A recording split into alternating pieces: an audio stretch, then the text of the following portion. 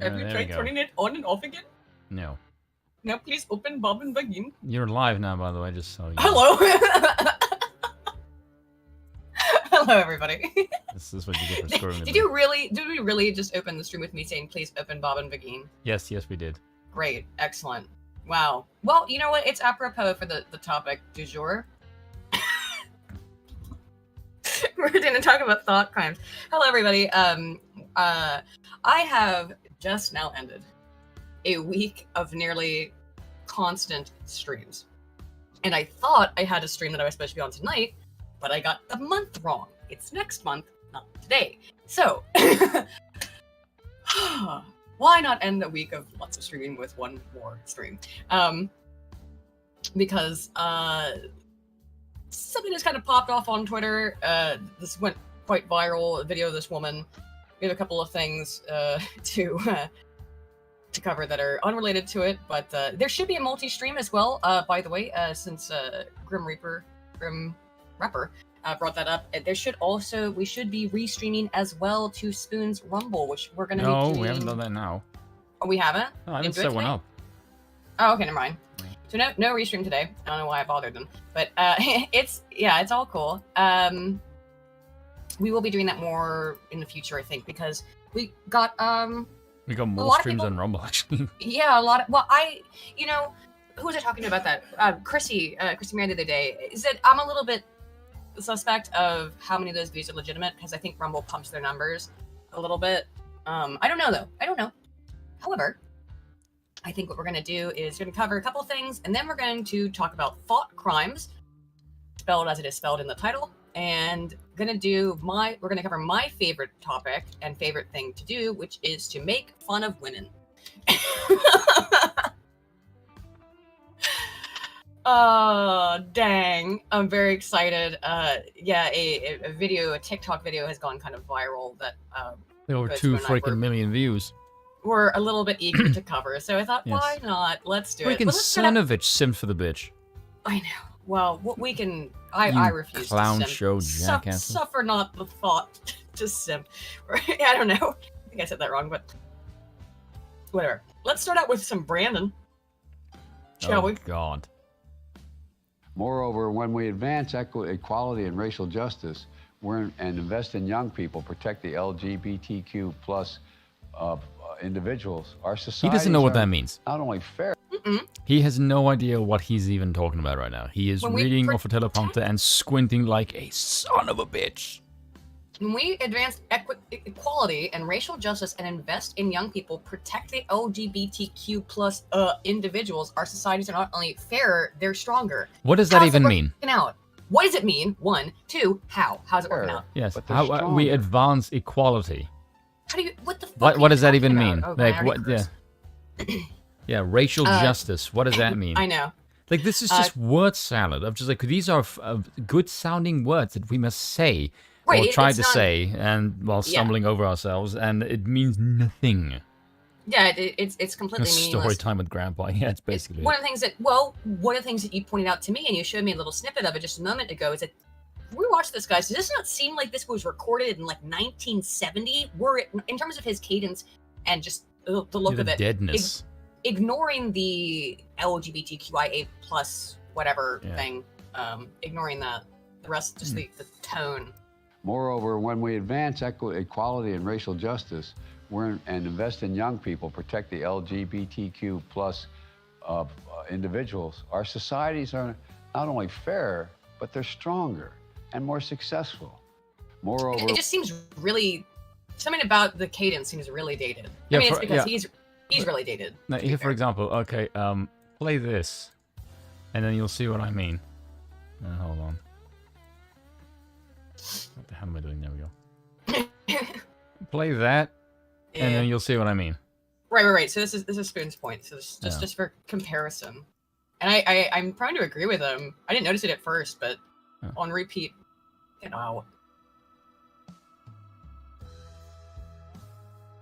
I come to you with a message of leave-taking and farewell. This speech did not get very much attention. When a new president is coming to power, as John Kennedy was... Just the beginning there, just to but like, that's what it sounds like. Yeah. Yeah. Kodomato Onisan says, for $5, enough discussing women's rights. Time to talk about women's wrongs. That's what we're going to be doing here today, lads. Oh my god, the stream is going to be like very, very long. The Dragon's Treasure for $5. Dragon's Treasure for $5. Hey, nice to see you here. It says, women are like coffee. I don't want any. And if you don't want any coffee either, then you can check out the description and go to Dragon's Treasure and try your pick of any different type, of wide variety of anime-themed teas. All different types, rooibos, black tea, green teas, and all with the anime flair. Thank you, Dragon's Treasure. And that's in the description. Actually, let me I'll post it in the thingy. I'll pin it. There we go. And I think it's still the case that if you use code AidenPaladin, you'll get 10% off your order. I believe that's still the case. But either way, there you go. There's the link. Whoop. Uh-oh. Oh, undo. Sorry, Nethelina, I did not mean to fucking ban you. It's because I was trying to pin this message. Oh no, I'm sorry. Oh god, how can I undo this? I didn't mean to do this. No. Okay, I think it should be fine. I think you're fine to talk, Nethelina. I didn't mean to accidentally ban you. It's just like it went by really quickly and I boomered it. Shit, I hope I didn't do that. Should be fine. There you go. Either way, you're a mod now. So that should fix it.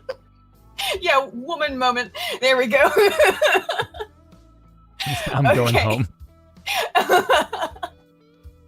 Great monarch, by the way, abusing power. It's very good. No! Unintentional. Oh my gosh. Okay. So, you know what? It's just, the stream's gonna be what it is. Yeah, we have no plans. This is just shooting the breeze. I do. You do? Yeah. I was making pizza not 5 minutes ago.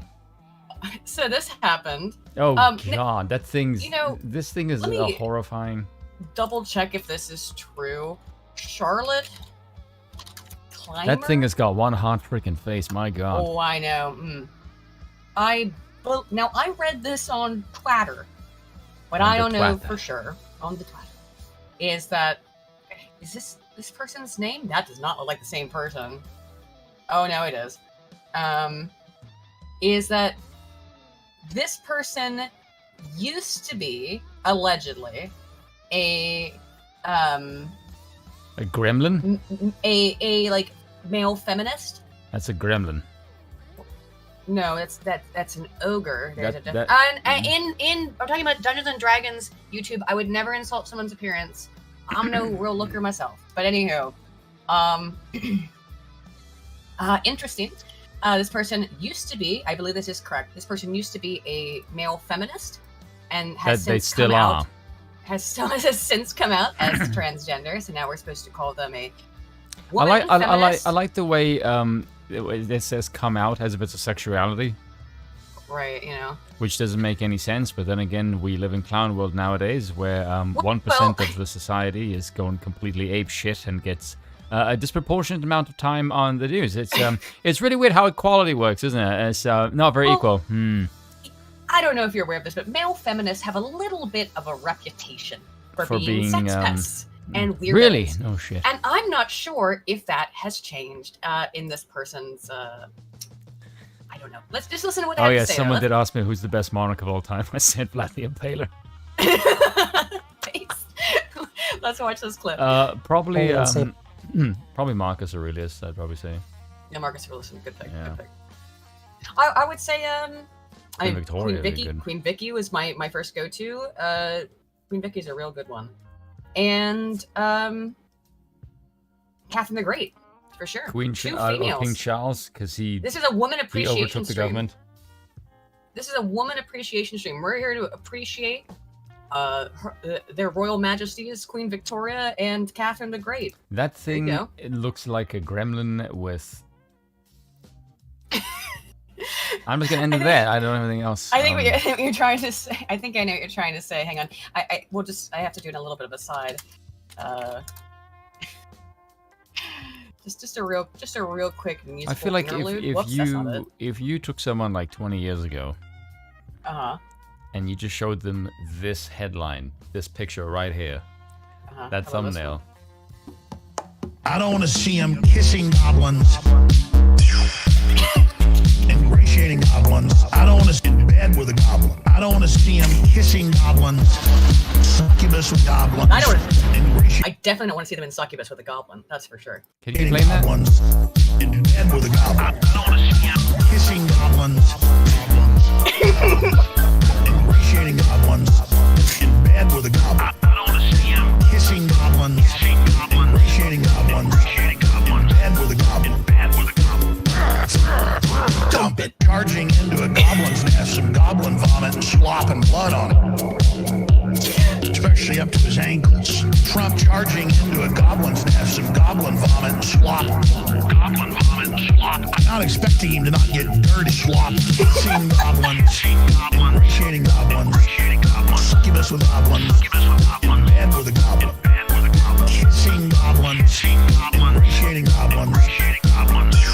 I just want to catch him in bed with a goblin, bed with a goblin. It goes hard. I just don't want to catch him in bed with a goblin, It goes hard. So, I didn't how actually about mind goblin? that. Yeah, that's great, right? Speaking of goblins, here we go. If a drag shows when a shooter shows up to kill them. That's right. That's where the threat is. I would challenge anyone just to get to know trans people. We are a vibrant, diverse community, as diverse as anyone else. That's the problem. You know, That's right there. That's not an endorsement. That's the reason to keep you at bay. I mean, like, I don't want diversity. I want think... give me a society as homogenous as you possibly can. This is a weird thing to say after somebody just shot up a school. You know what I mean? Like, get to know us, even though we hate you. Even though now, I'll get into it, but tomorrow is supposed to be the Trans Day of Vengeance when you call. By the way, great optics. Stuff, Fantastic optics. Yeah, it's real. Just, chef's kiss on the optics there. Yeah. I do think maybe optics are cringe to a certain degree. To be fair, everything they do is cringe. Well, yeah. You can't make this community look any way rational because they're nuts. I also gotta tell you, lady, since I'm supposed to say that, your in quotes, like your jewelry game is not on point, not she looks on like fleek. That with like Dutch. It's so over the Dutch top. Painting. Oh, girl with the pearl earring. Yeah. I mean, that's the attempt, right? You're wearing like an Alice band from the 90s, pearls from the 70s, Hillary Clinton's pantsuits from the 2000s, and your face is a male. Yeah. So like everything about you is confused. Yeah, obviously. Great state of Texas. I served in the military. I go to church every Sunday. My faith is very important to me. No, you don't. But God made me in her image. God. So much of what he just says just makes me want to throw holy water at you and scream, "Our Christ compels you." Well, like I said, I've been on like streams after streams after streams for a whole week straight, pretty much. And I was just earlier speaking about religion and my personal faith, and it's like, bruh, if God made you in His image, God is not a woman. Her image. You know how we know God is not a woman? Because it doesn't change its mind. God is made you a perfect. guy. If you're a Christian, you call yourself a Christian. God made you perfect. Why did you do this then? Yeah. Why do you have to take medicine and cross-sex hormones and cut your wee off? Yeah. If It's you're almost like made you did perfect in this to God's get on image. TV. Weird. Yes. Yeah. Dang. I know, right? Good job. God I'm made me full of good transgender. ideas. And unlike them, all of my ideas are my own. And to see these people so cynically weaponize this and exploit these children's deaths and their teachers' deaths. Who's exploiting the deaths?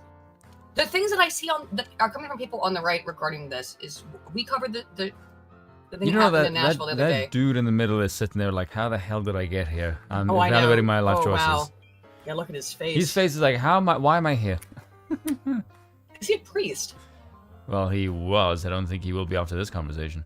It's just like, I've made a continual lapse in judgment that's led me to this current situation. I just look at it, and I'm going to read something after this because I really want you to examine. I could make a horrible joke right now, but it would be in really bad taste. Well, I'm going to show you it, something that's going to be in bad taste, and I don't care. I want you to look at Joy Reid. We are not big fans of Joy Reid here on this show, right? I don't think anybody is a fan of Joy Reid. But you can look at Joy Reid and tell instantaneously that she's a biological female. Really? Right? I would say so, yeah. That's cruel.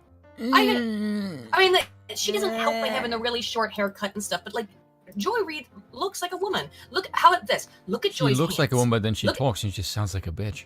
How about this? Look at Joy's hands and compare them to Charlotte Clymer's hands on the other side of the table. Right? Just saying. There's a bit of a difference. A little bit. This stream's gonna get us in so much fucking trouble. I don't care. It breaks my heart. I wonder what those families are thinking right now. What do you? It actually does break my heart, Charlotte. People who are here on Wednesday probably know because call it by its actual name, Carl. Is that their name? That it is. That's probably what his actual name is. I'm not going to call this person a female, like just out of principle, like no. I don't know what their name is, though. I just see Charlotte Clymer. We'll get in trouble for dead naming. Wow. Previously the press secretary for rapid response to the Human Rights Campaign. Here's their Wikipedia. Pop it up. Wikipedia using propaganda to look at more propaganda. Right, but still. I mean, I don't know. It's the first thing that came up. Previously press secretary for rapid response at the Human Rights Campaign, of course, and the director of communications and strategy for Catholics for Choice. What is this?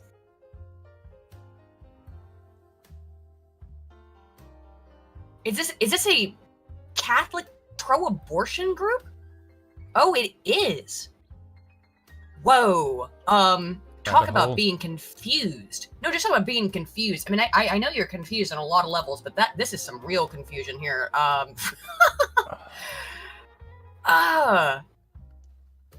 It has lobbied nationally and internationally for abortion rights and goals and led an unsuccessful effort to downgrade the Holy See's status in the United Nations. How can you call yourself Catholics? What? You actively are trying to advocate downgrading the Holy See's status? Yeah, you're an infiltrator. What the hell is this? Yeah, that's not actually a Catholic group. That is that is an infiltration. Real X'd out on that one. I don't think so. Sorry, now I'm in a rabbit hole. Pro-choice Catholics are the majority. 68% of Catholics. They're all wearing masks. Oh yeah, of course, forever. Oh my god. I do like the fact that you can easily identify these people by the face wear. Oh, because they have to put on their diaper. Yeah. Let's see. Social because justice. My brain comes out of my mouth. Catholic social justice doctrine teachers caring about the poor and marginalized. Well, yes, that's true. Well, you should care about the poor and marginalized. I don't really give a crap about the marginalized at this point because these are the marginalized people. Well, I'm hearing the marginalized people seem to be alarmingly well financed by every freaking corporation and state entity on the entire bloody Western world. So I don't forgive me if I doubt your lacking in power status right about now. Oh my! Look at how this absolute state of this organization. Does Catholics believe for choice? Does Catholics for Choice believe that Black Lives Matter? I like the way that it's written with capital letters, which means it's the organization, not the actual phrase. Right, which Black Lives Matter, the organization, not that Black Lives matter. Which that sentence now makes no sense. Right. Yeah. You have inherently made your sentence grammatically incorrect. Black Lives Matter, just not other black people. Oh, well, let's not look at crime statistics. We're so screwed on this stream. This is a stream where we don't lie, where a base South African is going to say the blunt freaking truth because he doesn't give a rat's ass. Well said, Flannel McManel. Yeah, the poor marginalized children who got aborted. I know. Kids are for £5 says special delivery for Miss Aiden Paladin. Check Discord DMs. Let's not forget. Sorry. Change my screen. I only have one screen. I need to get two. Not forget about the 74% statistic from Me Too in 2017. Tomboys are the best women. Well, as a tomboy, thank you, Tizza. Let me check my DMs and see what you have sent me. I thought so. Oh, that is a cute baby and a doggo. Oh, so cute. Oh, that dog looks like he looks like he's done something wrong though. It's making that dog face where it's like, you know. And also, yes, streaming requires 2 screens. Ow. Damn it. Yeah, I know. I only have the one. It's a big screen, but I only have the one. I need to get another one. I mean, I'm in like a corner. I'm in this little niche. Yeah, so I'm also in the corner. Yeah, but it's like right at the top of the stairs. That's why you can always hear Bill, because Bill's desk is literally like directly beneath me on a different floor.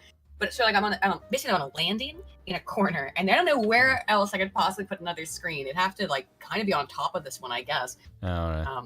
I also have an enormous desk. My desk is in my bedroom, and this is desk a very tiny itty bitty desk. Oh no, this desk is almost 2 meters wide. Oh, nice. Yeah, this thing is huge, and 80 meters in 80 centimeters in depth. Yeah, because I got a 40-inch screen. Picture of it. Yeah, I have a 40-inch screen in front of me, and then next to it is I think it's a 39. So I have a wall of screen, which is very helpful because if you're editing 3 things and watching a stream, and trying to swear at people on Discord and Twitter, then yeah, it comes in handy. I mean, basically, it's the size of a freaking painting. What? My whole point was to try and find Charlotte's birth name, but I don't think it was in that Wikipedia article. No, it's wider than the average American, Kiza. Maybe as deep as the average American.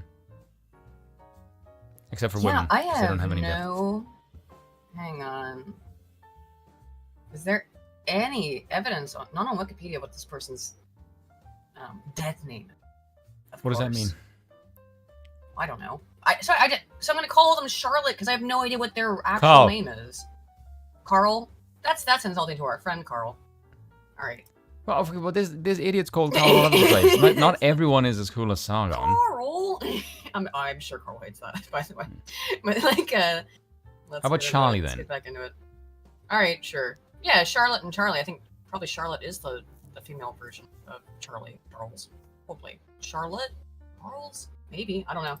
What do you feel when you have somebody like Michael Knowles say at CPAC, we need to eradicate transgenderism, and when somebody like Tucker Carlson says that transgender people are at war with Christians? I can't see Christ in their words. So much of what this person just said makes me want to insult them. Listen, we streamed covering what Michael Knowles said when he said it. Paste. And I said at the time that I was vehemently opposed to what he had said. How do you feel about it now?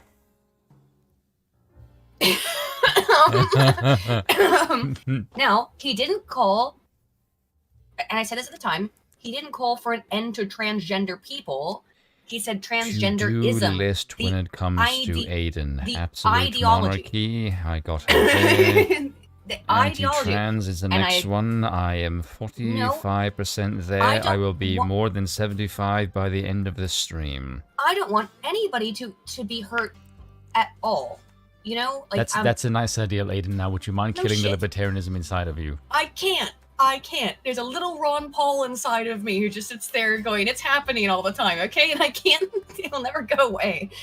I don't want people to be hurt in any way. It's gonna be replaced by something. It's gonna be replaced by an angry moldbug.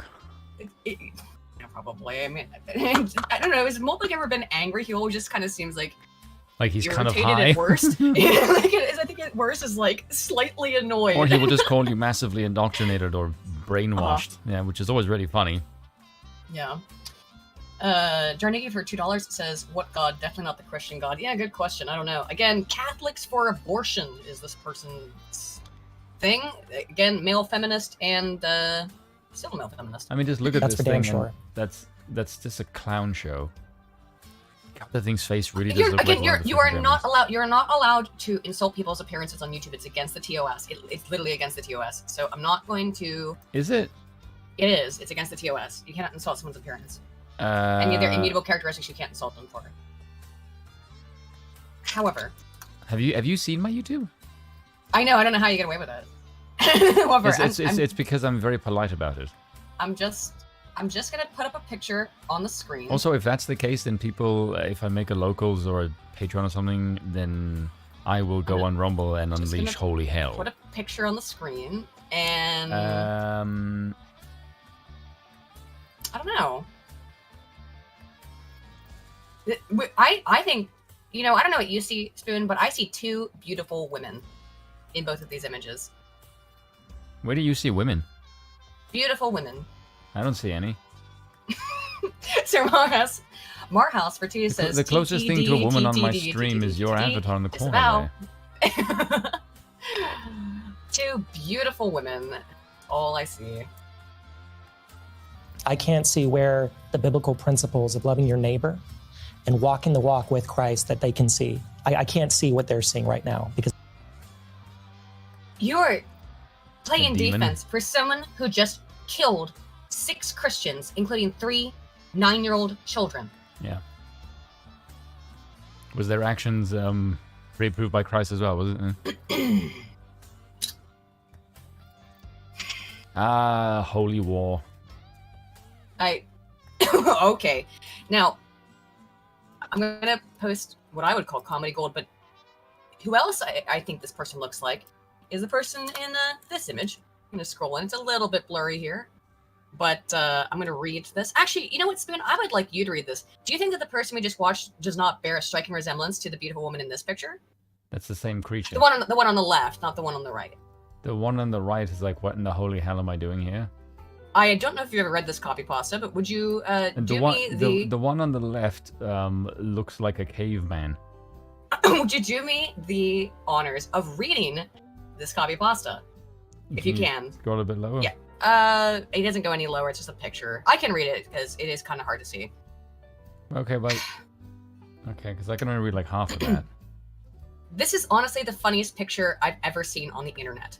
His vaguely threatening gesture and stance, the woman meekly clasping her hands together in fear, the difference in size between his massive skull and hers, his caveman tear slouch, making him look like a hunchback versus her standing up straight, the remnants of what appeared to be sideburns on the side of his face versus the woman's clear cheeks, the intense expression on his face versus the bewildered expression on hers, the sheer difference in size between their torsos.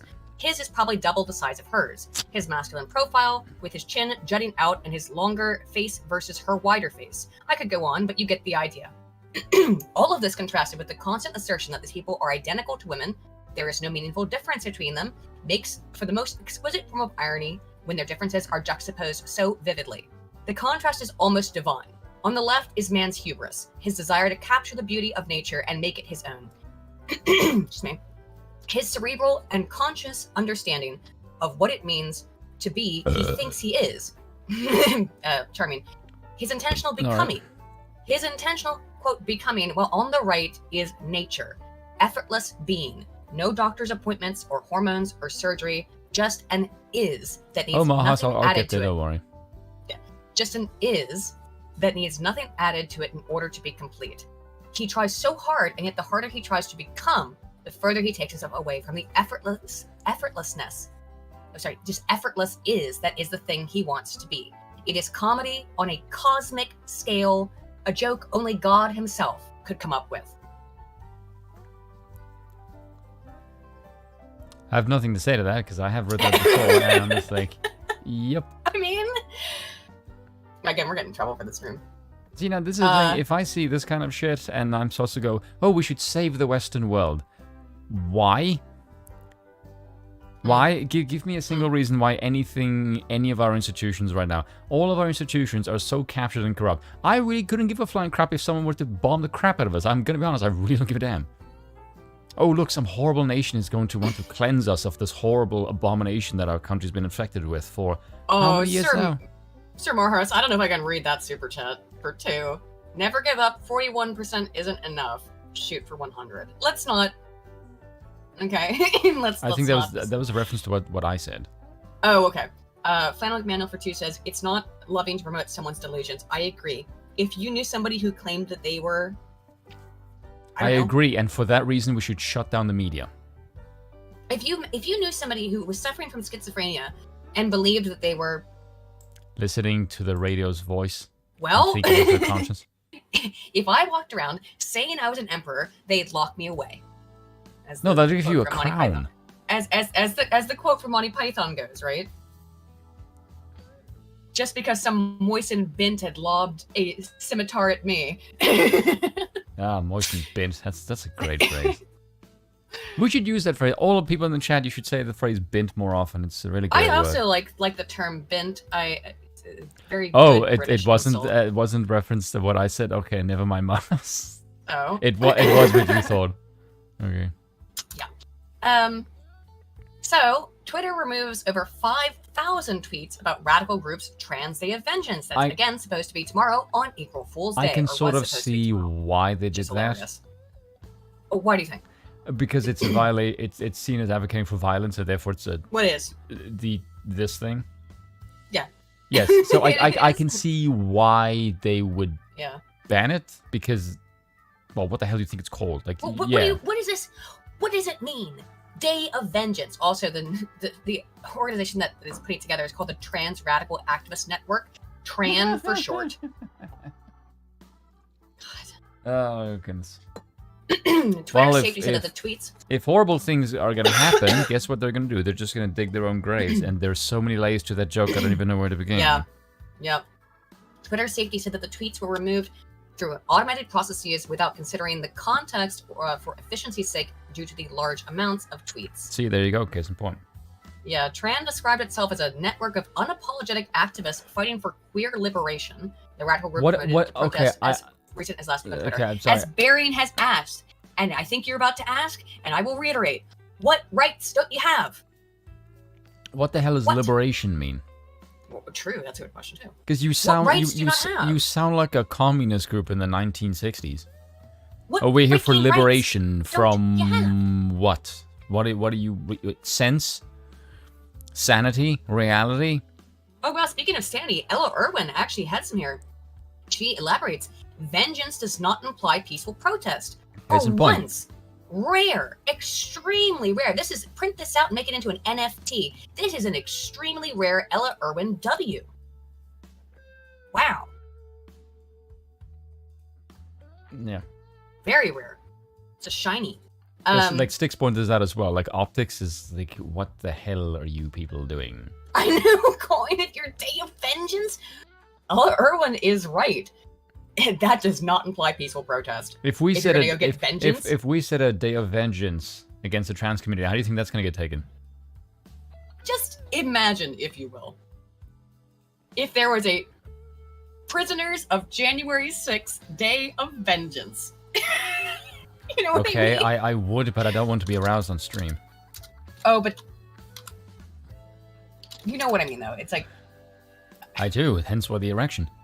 well, I always have to bring this up. Yeah, for once it'll actually be armed. I always have to bring this up, though. But Sorry. the eternal image, though, it is always this way. Here lies conservatism. Wow, imagine if the situation was reversed. If the situation was reversed, we wouldn't be having this conversation. Right. As we talked about on Wednesday, like the people, they constantly use this word genocide. They say that their inability to access your children is a genocide. And by that I mean do strip shows in front of them. It's a Yes, genocide. this is the Jon Stewart argument. You're really playing fast and loose with that term that actually means something. And as I said on Wednesday, you know about a genocide? You are one of the hallmarks of a genocide. I will look up the... Yes, Atheline, you seem to be surprised by what I just said. Stages of genocide, I believe it's here. I do think the chat quite likes it if I get ever so spicy. Yeah. Yeah. There's, I'm sorry, it's some giant NGO has a definition. For which? Sorry, one second, I'm trying to find this. I thought about it. What are we talking about? Otherwise, I'm just It's going to that get high on the blues. one thing that is often considered to be an act of genocide is sterilization. Oh. Right? Uh, I look, if you're going to talk about a genocide, and you're saying jokes. transgender people are being genocided. Jokes. Why am I not streaming this on Rumble? There's so many things I want to say that I can't say here that are funny that I can't. Well, I'm just saying, if your argument is that trans people are being genocided, you know what? I would agree. I will agree. I will agree that there's a transgender genocide because one of the definitions, a form of genocide, is sterilization. It is.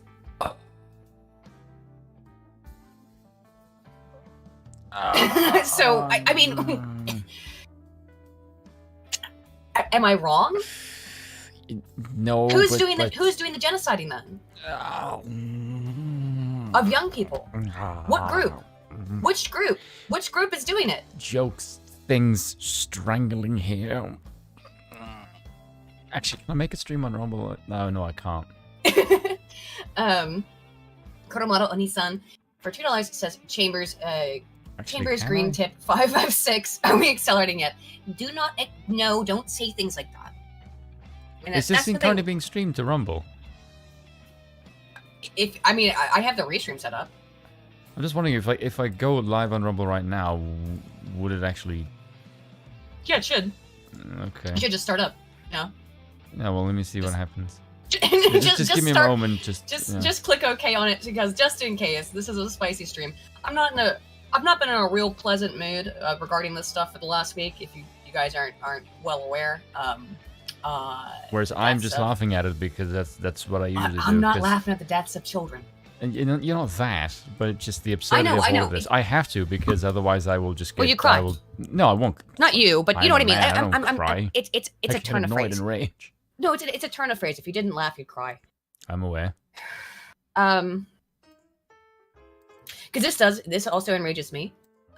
It's really funny when I was speaking earlier today to Luke Avery, talking about Christianity. I said I used to get so mad at stuff all the time before I became a Christian, and I still get mad about stuff, obviously, but it doesn't stay in my heart, you know. This stuff does stay in my heart because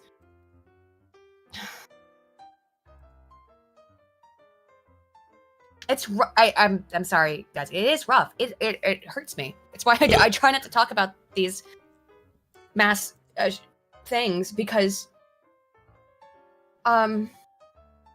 it's so incredibly sad. And I don't. We talked about David my ass man, that absolute piece of shit, and the things he said on Twitter. Oh, I wanted to post his. You know what? We doubled down on that, didn't he? He did. We didn't play it because we kind of ran out of time. I want to play his video, his short that he did to respond to it. You don't just want to. What? Don't. Whatever. You know when the dam eventually breaks, because it's going to. If you. So we showed the other day, and I do still have it up. I can go find it here in a second. Let me just get the whole thing up. Google Doc. Here's David Pacman's short. I put that in there, and then I want to just pull up the thing from the other day to just make sure, because you cannot black hole this forever, David. Unfortunately, black hole. He's certainly a hole. Black hole sun, won't you come? Here it is. Okay, Pacman's grotesque take. Just for a little bit of a refresher course. As soon as the archive loads up here, David Pacman. Says, very surprising there would be a mass thing at a Christian school given that lack of prayer is often blamed for these horrible events. Is it possible they weren't praying enough or correctly despite being a Christian school? Why did you say that? David, what the fuck did you mean by this? More importantly, why did you say that? Children. Are you saying 3 9-year-old children didn't pray hard enough to not be killed?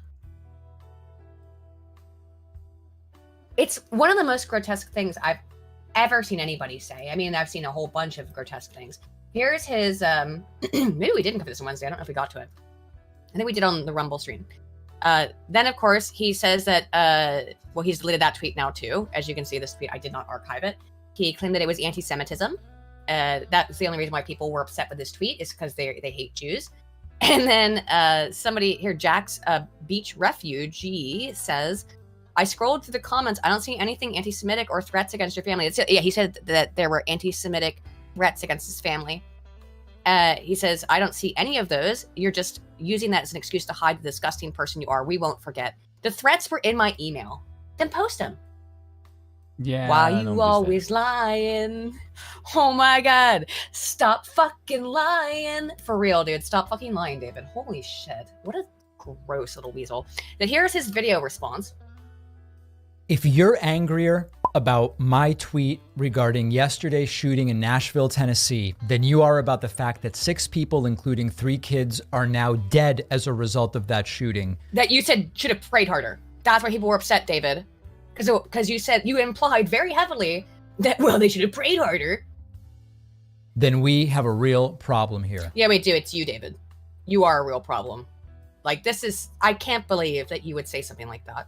I really, David, what you said was truly vile. What? Before the bodies are even fucking cold. You sick bastard. I support people who pray. Really? No, you do don't. you? Doesn't sound like it. If they want to pray, can praying. You go to Restream if and put this in and see what happens? Yeah, one sec. I don't know if it's the same. Yeah, give me 1 second. It says unable to connect, but it's probably because I need a new thing. Let me just edit this. Why does it say? Well, she does that. I'm just gonna say horrible things. Don't say horrible things. Yes, wait till we get on Rumble and then I can let fly. Apparently, people were very happy about hearing me say gamer words. I'm sure they were. Yes, because people live to hear me say the F word. Oh yeah, it's a different code. Okay. Yeah. So it should be able to start streaming to Rumble here in a second. Sending data, streaming. There we go. We're live on Rumble. Well, don't say that. I'm just first see if it actually works. Well, it will be live on Rumble. It says it's streaming to Rumble, so it's going through. Anywho, let's finish David's stupid video. It's important to them, but it doesn't prevent shootings. And so when elected officials offer nothing more than thoughts and prayers... David, do you know why they're saying that? What can they do after the fact? Oh, holy shit, it actually is live. I'll be damned. David, what can they do post facto? Other than pray for the souls of innocent people who lost their lives because a crazy person who knew that the school did not have an armed security guard chose that location over other locations that they had also thought about committing this atrocity at because they knew there was no armed guard. Good guy with a gun saves lives every single day. Good guy with a gun. Don't come after guns for this. A firearm is a tool, as are you, David. That's funny. Right, yeah, this isn't that, not to call him a tool because a tool has a function. It's someone wielding a gun, right? And you can be a good guy with a gun, or a bad woman with a gun in this case, who thought she was a guy with a gun. And then we have another shooting and another one and another one, and they continue to offer nothing more than thoughts and prayers. They were the target of my ire. Wait, sorry. Bill's trying to tell me something at the same time. Bill, what? Oh, right. Yeah. This is interesting. So first of all, yeah, one of the guns that at least one of the police officers was using was their own personal firearm. It was not given by the state. And another thing that hang on, let me control F in our chat because this is nuts. What I would call divine providence, maybe. The 2 officers who put down this monster, right? Their names are Rex Engelbert and Michael Collazo. I want to break down for you what those 2 names translate to in the various languages they originate from. Rex means king, Engel means angel, and Bert means bright. So the one officer's name is King Angel Bright, and the other guy's name is Michael. Yeah, the other guy's name is Michael, of course, as in Archangel Michael or any of the various Michaels throughout the Bible. And Kalazo means brother. So the two officers who put this person killing Christians down names are King Angel Bright and Archangel Brother, in other words. Whoa. Wow. I think that's cool. I mean, I don't think anything about this is cool, but that's a weird way of saying it. But that's an interesting bit of serendipity, I'd say. I can say things in the Rumble chat. Yeah. Yes. Like I can say the F word on the Rumble chat. Real quick, DP for 5 says trans genocide rebranded the culling of the lemmings. Oof. Thank you for the 5. Like, Christopher 5 pounds says, did anyone see the Taliban Republic Twitter account doing the early life Wikipedia trick on David Pacman? I did see that. Oh my God. Thank you, Kizza. Lance for 5 says, maybe the Quran is right about the rocks and trees, saying that certain people are behind them. Not going any deeper into that. I know what you're referring to, but not going any deeper into that one. Adam the Spaghetti Fanatic for 5 says, imagine mocking the deaths of Christians and then making the whole story about yourself and your critics. I hope he gets another booster. Me too, Adam. Me too. Oh yeah, he's probably boosted up to the eyeballs. Oh, he's boosted as hell. I bet. Yeah, get a couple more, David. The Redneck Ram for 5 says, the only thing someone like Pacman wants is to disarm the country. He wants politicians to ban guns as the solution. Absolutely. Absolutely. And acting like we don't, because people are saying that they're sending their thoughts and prayers, does not mean that they're supportive of this in any way, and banning guns will not help. Bad people will find ways to kill people, no matter what you do. A good guy with a gun would have probably stopped this, because it stopped this person from going to whatever whichever, I can't recall now, their first choice of target was. So also, big dent in your stupid narrative that this is because the Christian Presbyterians bullied them. And so they're just getting their righteous revenge against the Christians. Why did they have another target first then, huh? They went after the school because they knew they could kill innocents, and they knew there wasn't a good guy with a gun there on the school campus. That's what it's about. Mr. Twisty, I don't have blue balls. I'm currently streaming on Rumble, by the way. I mean, I'm dropping F-bombs in the chat. Can you can send me the Rumble link so I can post it in the chat? It's in the chat there. Okay, I'm gonna pin that. Even though check out Jack and His Treasure, that was the pin chat.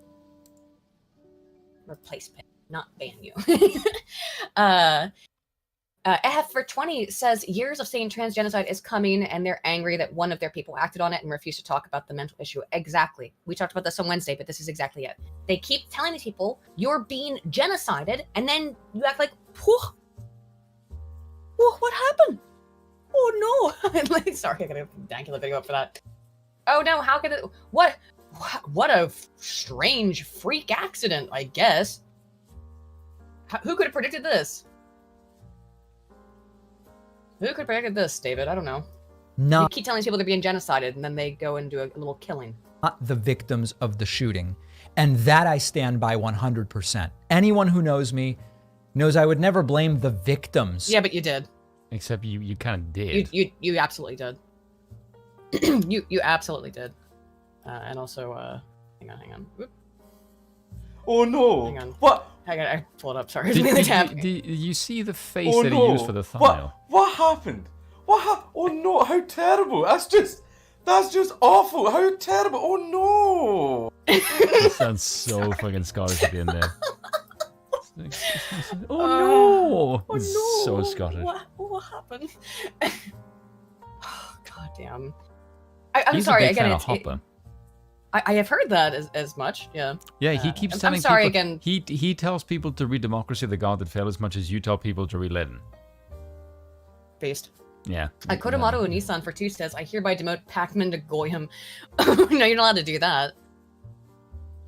Why not? Of a mass shooting for that mass shooting. Thoughts and prayers are fine, but we have. But you didn't say they were fine. And you just, in this video, it's 30 seconds and you contradicted yourself, you freaking loon. Have to go beyond it. If you're angry. What a disingenuous little bastard. It's funny. So here's something. I'm sure you guys are familiar with Lionel Nation, and if you're not, watch his stream. He had an interesting discussion about certain. How can I say this politely? You know the people who made the poke. Yeah, those bastards. If you were to look at how many guns the United States has, and the record of mass shootings versus consumption of products pushed by that industry, and you will notice if you look at the deadliest mass shootings in U.S. history, you will notice of the last, say, over 30 years, of the top 10, 2 of them are before 2000. Every one of them is past. And you've noticed in the last, say, 6 years, the consumption of antidepressants is up by something like 60%. Yeah, I showed you the documentation on that, which only went up in 2007. Yeah, it's like, do you maybe think that if there's a correlation between people who are already in a bad place taking something that might correlate with an increase in, I don't know, people becoming unhinged? I mean, if you had a whole lot of guns for the entire history of your country and they didn't result in shootings, clearly it's not the weaponry, it might be some other reason. Certainly would seem to be correlative, right? So I talked to you about this before in private. I'm just saying. But I'll talk about it here now. Like, I was first given antidepressants. I think I actually might have been like 16 the first time. Like, oh yeah, because when I was I've talked at quite length about the fact that I have this disease called endometriosis. It's taken care of. It's under control now. It's under control after a decade of my involvement in legitimately experimental treatments. I've been a test subject in multiple different studies for endometriosis. And I went through menopause, a simulated chemical menopause, when I was about 21. And it's been okay since then, but it's a really painful disease. And the drug that I took as a part of that was Lupron Depot, so that was part of it. But when, which is the drug that they give to transgender people to prevent them from going through puberty, caused me to lose 40% of my bone mass. Funny, when I post about this on Twitter, some loser, of course, comes in and goes, "Do you have a study for that?"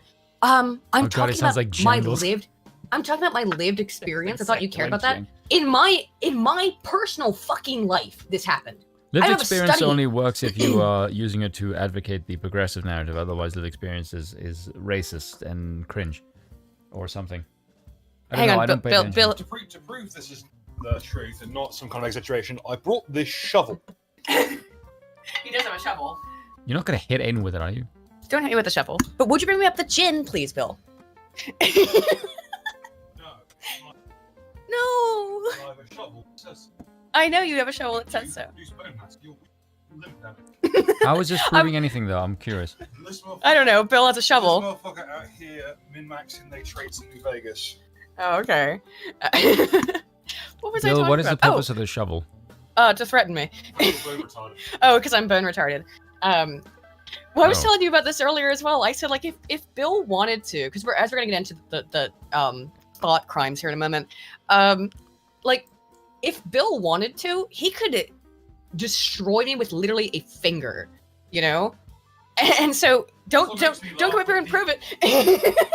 What makes me laugh is that Bill beats his wife. If I beat my wife, she'd be dead. Yeah, exactly. There's no beating, he's just killed. Wow, he's just taking a big ass swig out of that bottle of gin. Very based. Thank you. You want to do the same? No, I'm gonna take a swig of pure gin. I've got orange juice, dude. Why not? Because I have orange juice and seltzer, the best mix ever. Yes, but we can always tell man. when you're drinking because your voice goes up like a semi-octave. Yeah, usually. You can always tell, and then Aiden tries to get like cutesy. Do I? Yes, you do. Like, we can tell when you're drinking. It's very obvious. Yeah, I know, probably. Yeah. Whereas you can't tell if I'm drinking. Interesting. I do want to ask you this question. anyone in the chat who's had this, in my opinion, I have come to the conclusion that this is the best drink, not non-alcoholic, on earth. It's just orange juice with seltzer water in it. That's the most refreshing shit on this planet, and I love it. The most refreshing drink that isn't alcoholic. Well, put gin in it, and it's still refreshing. It's a little bit less. Yeah, but that kind of makes it alcoholic. Yeah, exactly. Which kind of ruins it. No, I just earlier today I just had a big ass glass of it, plain. I love that. Just orange juice. The ratios 2/3 seltzer to 1/3 orange juice. The only thing I drink though is water, sometimes milk, coffee, and tea. That's all in whiskey. Yeah, I don't drink anything else ever. I like having sparkling water though. I don't know why. I don't like still as much as sparkling. I think the last time lime and soda water too, John Monroe. That's some legit shit. I love that. The last time I had like a soft drink, like Coke or something, I think was probably 2010. Oh, I'm sorry. Dragon's Treasure is completely correct. The best drink is tea, obviously. Which yes, tea is great stuff. Get 10% off of by going to the link in the description. It's not Jeremy's, is it? Well, it's my link. Well, it's Aiden Paladin is the link down below that was also pinned before, but I have moved it to the Rumble link in the pinned comment. Still water's king? Really, Patricia's? No, I gotta have it sparkling, dude. Sorry, it's just like that Kanye. Like, when's the last? There's almost 100 people on Rumble. Like, what the fuck?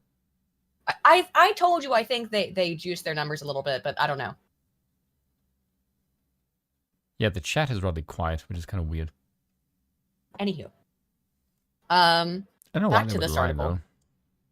Well, because they want to get more people on Rumble. They want more streamers to come to Rumble. Okay, but there's no point didn't say in Sweet line. Tea revoke her Southern license. You know, and I'm gonna lose I will lose all my Southern cred for this. I'm not a fan of Sweet Tea. I don't like it. I love. We should burn you for being a heretic. I love iced tea. All different types of iced tea. Aiden, as a Southern man, I think we should remove you from the Southern states. The other day, like a week or two ago, I got sick because I had this hibiscus rose cold infusion tea bag, and it was out of date when I bought it because we got it at not at Morrison's. Where was it? The really big grocery store. Bill, what's that huge grocery store called down in town? Guys, the only difference between this stream and the Rumble one is you can do you can do super chats in Rumble as well. Yeah, we just don't have it set up. No, it is set up. Anyone can. Oh, okay. Well, I mean, I can.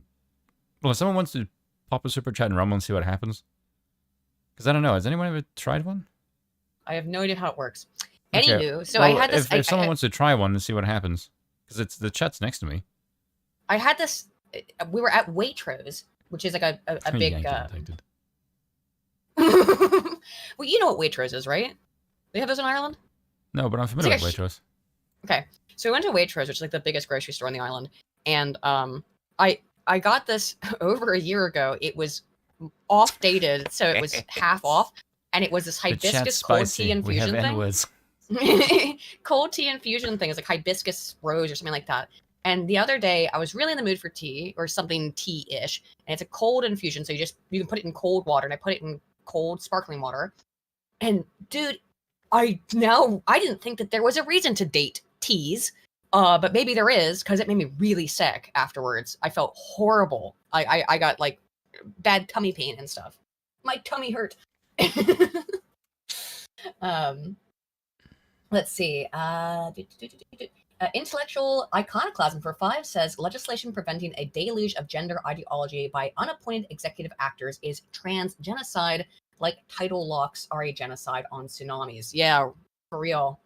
And Lamented Guy for 5 says, did someone say hibiscus makes for the best iced tea in the world? What's on the menu, Crown Crew? Oh, we're just going to talk about women here in a moment. We should get into that, by the way. By the way, I love hibiscus. I'll say for the record, if I'm ever in a chat where Aiden's majority accent is that weird Japanese fucking thing she does, I will evacuate the stream immediately.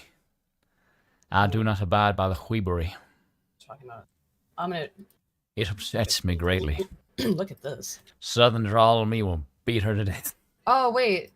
Oh, I have to, like, go into the thingy. It's a GIF. Hang on. Is that Lori Lightfoot's kid? It is Lori Lightfoot. Oh. I don't like that it has a stupid meme text on it, but I love this GIF of Look at slow Loris. Sloths love hibiscus. I just want to say actual GIF. Can I just have a regular GIF without the stupid text on it? Thank you, internet. Yeah, Weebury. There we go. Look at him. He loves his little hibiscus flower. He's so cute. Oh, I love it. I love sloths. Oh, they're so cute. They're one of my favorite animals. We've gone way off topic, but I'm gonna keep going and see what happens. Do you want to know what my favorite? Apparently, favorite people animal like the is? southern accent. I love what's it called? Binturong, something like that? Binturong. That's there we it. go. You got it. You remembered. Look at this. It's my favorite. I love it so much. I love it so much. They smell like popcorn and Yeah, they're so cute. It's their urine that smells like popcorn. No. Their fur does. No, it's their urine. No, I've Yes, read a bunch it about is. Binturongs. I don't think you're correct about that. Go look it up then. Popcorn. Let's live fact check on air. Why do bear cats smell like buttered popcorn? The bear cat, the binturong, whatever you call this shaggy-haired creature from Southeast Asia. Most people many people met one noticed the same thing. It smells like a movie theater snack bar. Most describe it as hot buttered popcorn for a good reason. The chemical compound that gives freshly made popcorn its mouth-watering smell is also the major aroma emitted. Oh.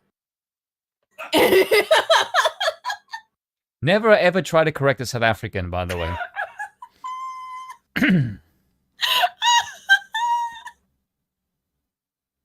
I wish my face was on camera right now. It's extremely smug. I can see it in my mind. It's indelible to my hippocampus, dude. You know that cat? Oh no. What? You know that cat that you always send me? Oh, which one? The one with the big tear? No, the one with the giant smug face. Oh, you mean Yeah, smug cat? yeah, it's like that right now. It's This like, one? Yeah. Yeah, it's that. Is this you right now? By the way, that cat looks so much like you. I know. Everyone says so. Aiden's face legitimately does look like that cat. I got debunked live on air. By yourself, which is rather funny. Myself. I love this cat. I love his smug little face. I mean, in sorry, fairness, I like this one too. in fairness, it would not, if a creature's urine smelled like popcorn, it would make cleaning it not that much of an annoyance. This is not this one. I'm looking for this really specific. Oh, there he is again. There he is.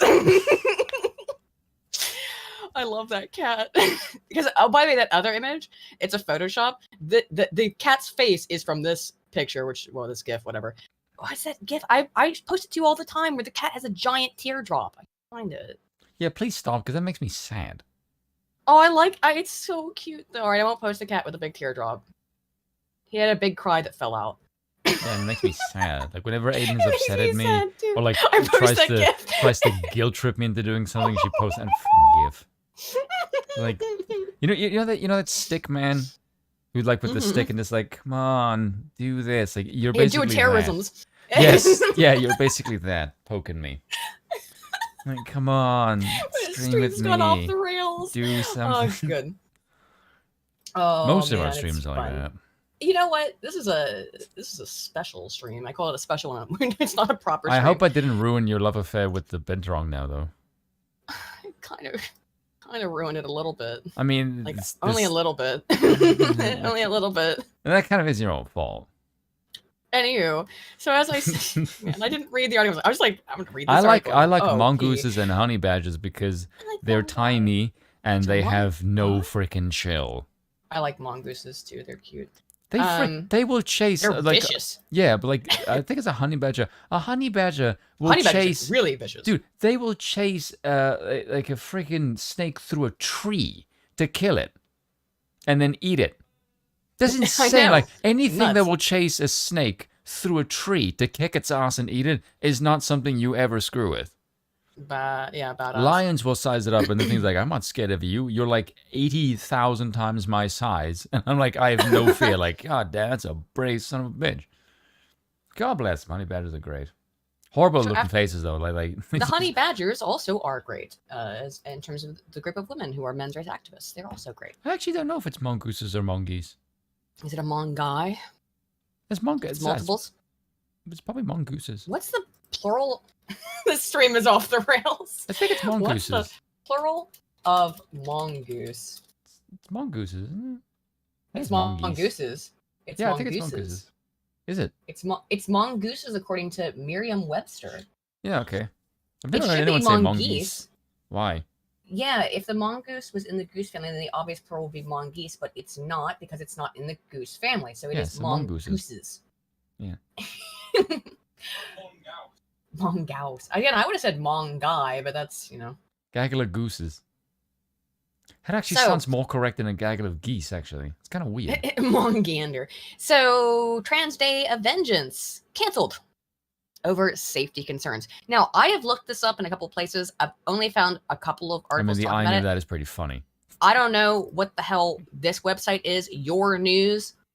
So I'm not confirming this, but this is what I have heard. Okay, I've seen a couple articles, not from a big bunch of mainstream outlets, so I have no idea if this is real or not.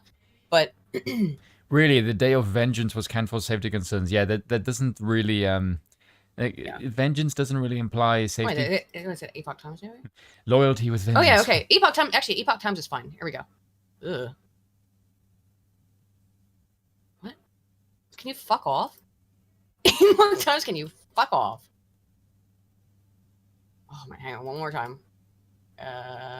No, dang it. I hate when they want me to sign in. Oh man, hang on. You want to? No, I don't want to. You want? Whatever. We read the same thing. We already read it. It's just that Epoch Times also covered it, and Epoch Times is legit. So rude. Shall we move into Women Appreciation Hour? Because that's all I had about the Transgender Appreciation Hour. When you say appreciation, let's appreciate women now. Well, of course, we were appreciating some women beforehand already. we can get to like a certain time and then we'll switch over to Rumble. Well, I don't know why, but I want to start Women Appreciation Hour with AOC yes, was served. Now, this is an ethics complaint. I did a video on this actually. It's great.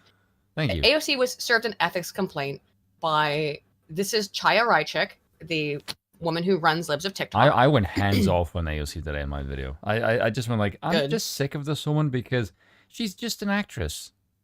She's a failed Hollywood bint that would never ever succeed in that realm in a million years. Mm-hmm. And so she applies her theatrics to Congress. That's it. Like plain and simple. Yeah. Mr. Twisted Frenzy for €5 says river otters are badass. They literally fight new alligators. Oh, I love otters. They're so cute. Really? Let me see what they look like. Hold on. Let me see. Bill, did you say they're bastards? Most of they're vicious little bastards. They chase people? River otter killed a guy? They do look somewhat related to the mongoose. I can see why. But look at how... Oh, wow. Yeah. Pretty vicious, but look how cute at the same time. So cute, but so vicious. Just like you, Bill. So cute, but so vicious. Oh, look at this one. Oh, look at his little face. That looks like I'm so like a distracted. weasel. They're like a type of weasel. It's just like it's a water weasel. I want to show you. Hang on, let me post this. Yes, here it is. Bill told me not to buy this because he is horrid. But come on, how do I not buy this? Look at it. You just want to buy because it looks like you. It doesn't look like me. It's a cat dressed as a shark. It's adorable. It's the cutest fucking thing I've ever seen. Are you telling me you wouldn't wear a onesie with the shark?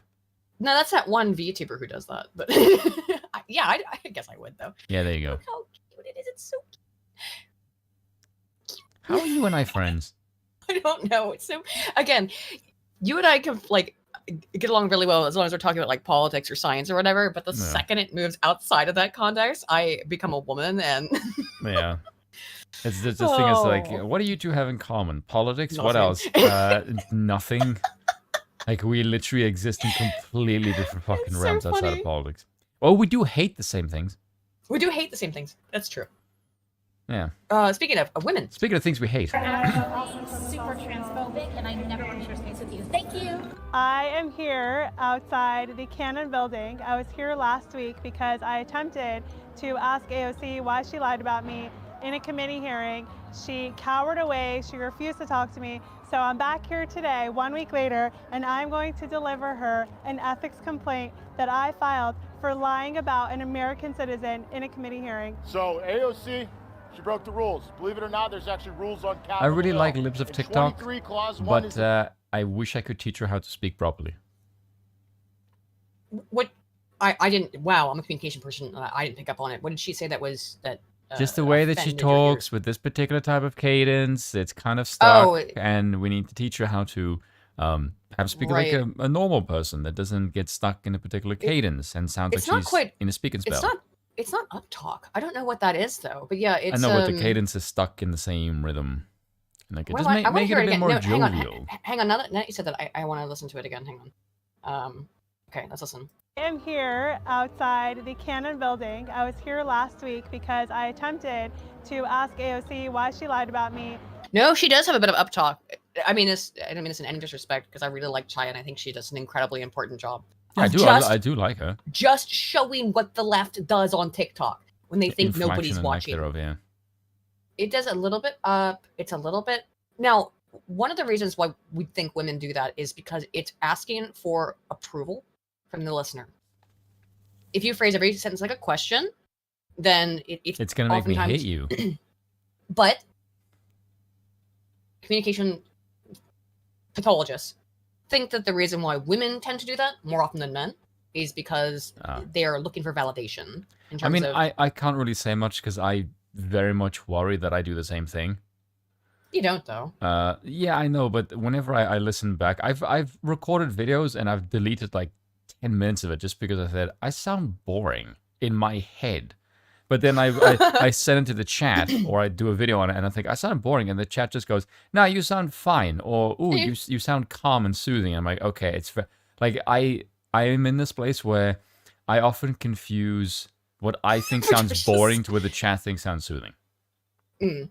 Well, yeah, it's up to different... I have the opposite problem, obviously. Yeah. Like, Lex is a good example. Many people find Lex soothing, and other people think he's incredibly boring. Oh, Lex...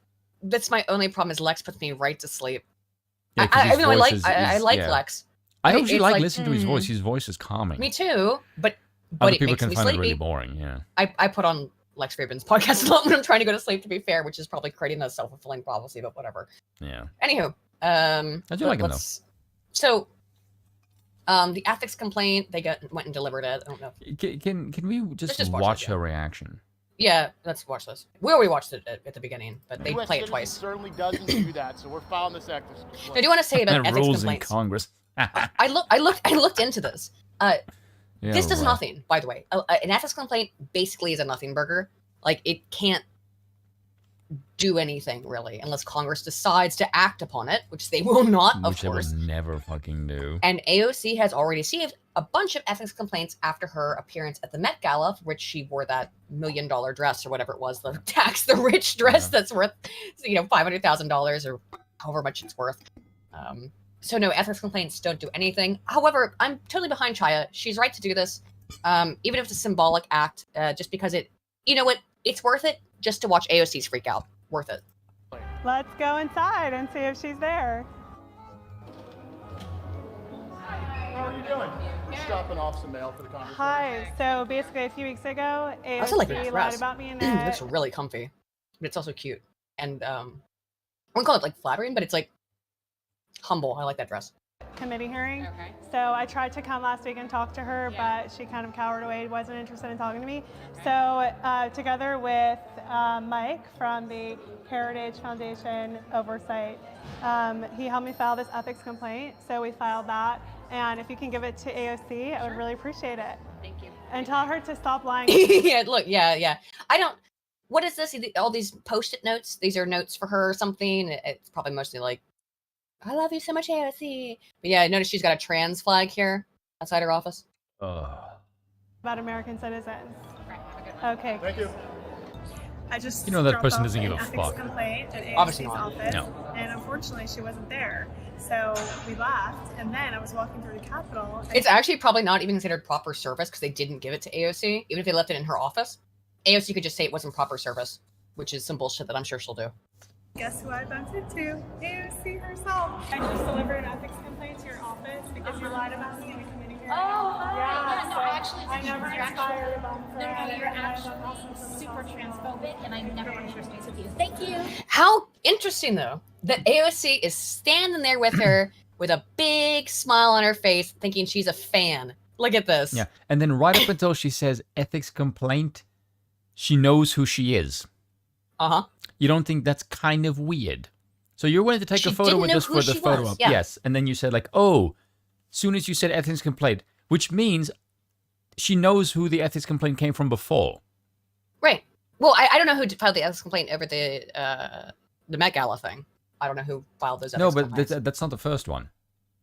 No, she's received a whole bunch of ethics complaints because she's a lunatic. No, I think like Libs of TikToks, this Chaya. is not the first. Yes, it's not the first one that she's done, which means she knows where the ethics complaint came from the second time around, which is this one now. And as soon as she said ethics complaint, like, oh, it came from you, your Libs of TikTok, and then just Yep. So you just thought, oh look, I'll just take a photo, but the second I person- disagree, Who she flips. accused of inspiring terrorism, of being responsible for a bombing.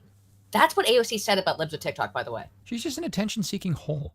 Yeah, obviously. But what I just want to say that plays one more time. I want, let's all watch. Well, just watch her face. As Watch her AOC's face the face. second that she says ethics complaint, Okay, watch this. and you lied about me. Look. All right, Go so back we a have little bit. real happy. Here we have real happy. One more time. Oh, right. You're a trans. Immediately bitch mode activated. Yes. She's still smiling because she's just a fucking bitch. You are a bitch. But she did the AOC. exact same thing with Alex Stein. I know. Remember Big booty Latina. Yeah, remember when that Yes. happened? She just walks over to the camera and just goes, hey, and just like, hey, like, how about a selfie? And then she just walks off. Yeah. Right? Right. Later Oh, on, she's an attention whore. Yes. She loves the attention. She wants any Yes. positive attention. yes, She but doesn't then, even know who Chaya is. She called her a terrorist. yes, but then and doesn't later even know on, what she looks like. later on, she's there with her camera, and then Mhm. you can see Alex Stein in the background, like trolling her.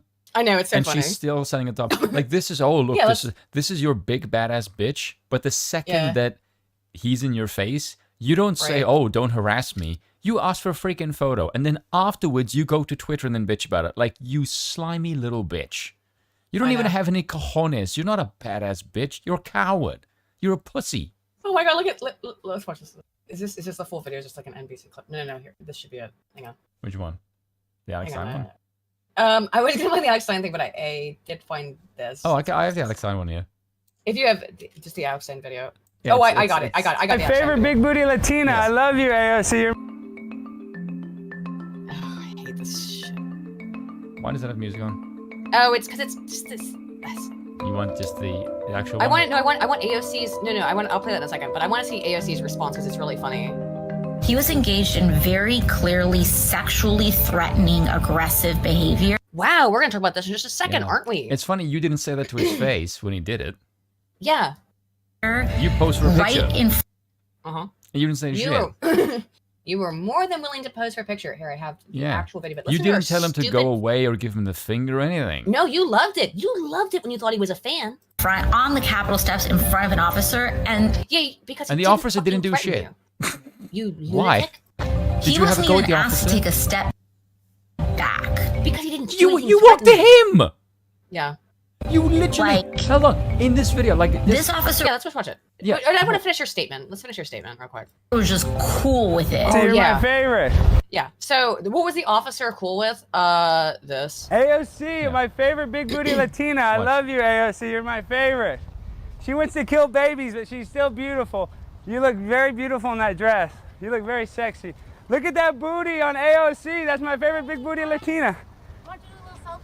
I love it. My favorite You walked AOC. to Nice him. to meet you, AOC. Look how sexy she looks in that dress.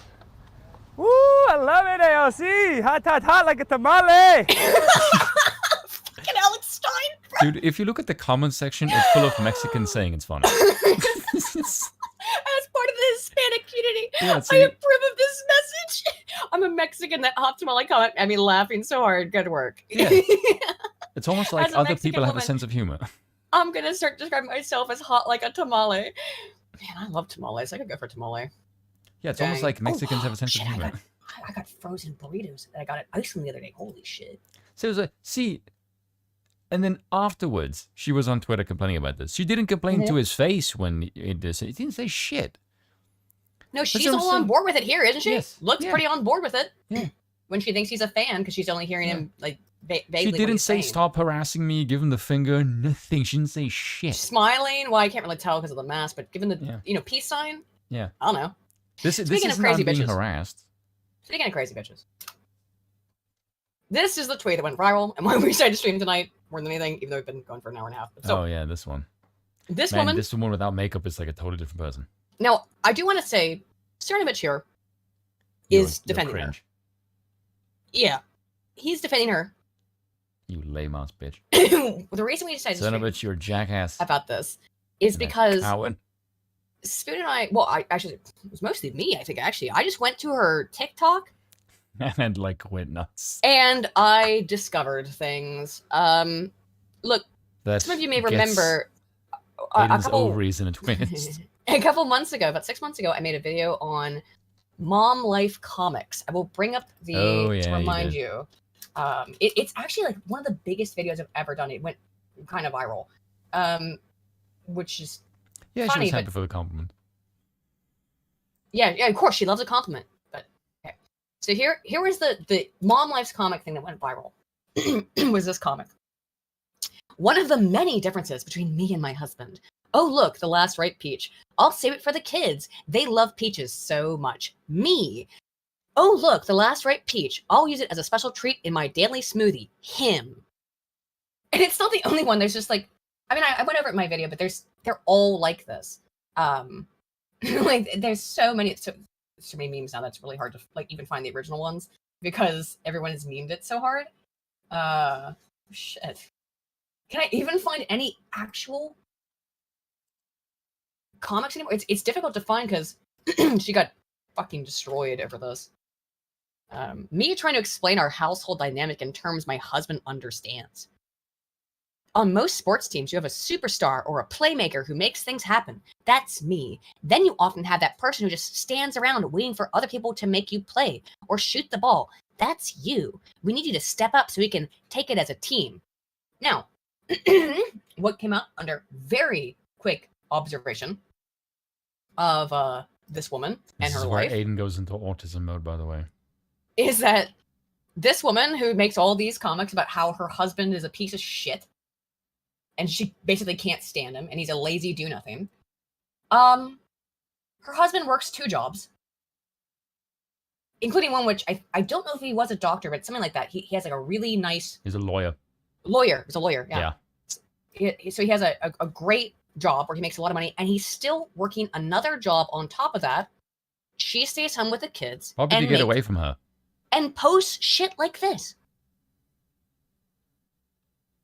By the way, that's this a complete image lie. is fake. This image is a It's lie, like, you don't and do you know it, bitch. You know it's a lie. Because men, it is part of the masculine ego to see how many bags they can carry. Yeah, that's just the thing that we do. It's just a I man, must do it's the one man trip thing. and I must carry 8 bags in one Yes. go. See if I can get all of them at the same time. It's just a masculine trait. And I So usually I can. know you're lying, bitch. I know you're lying.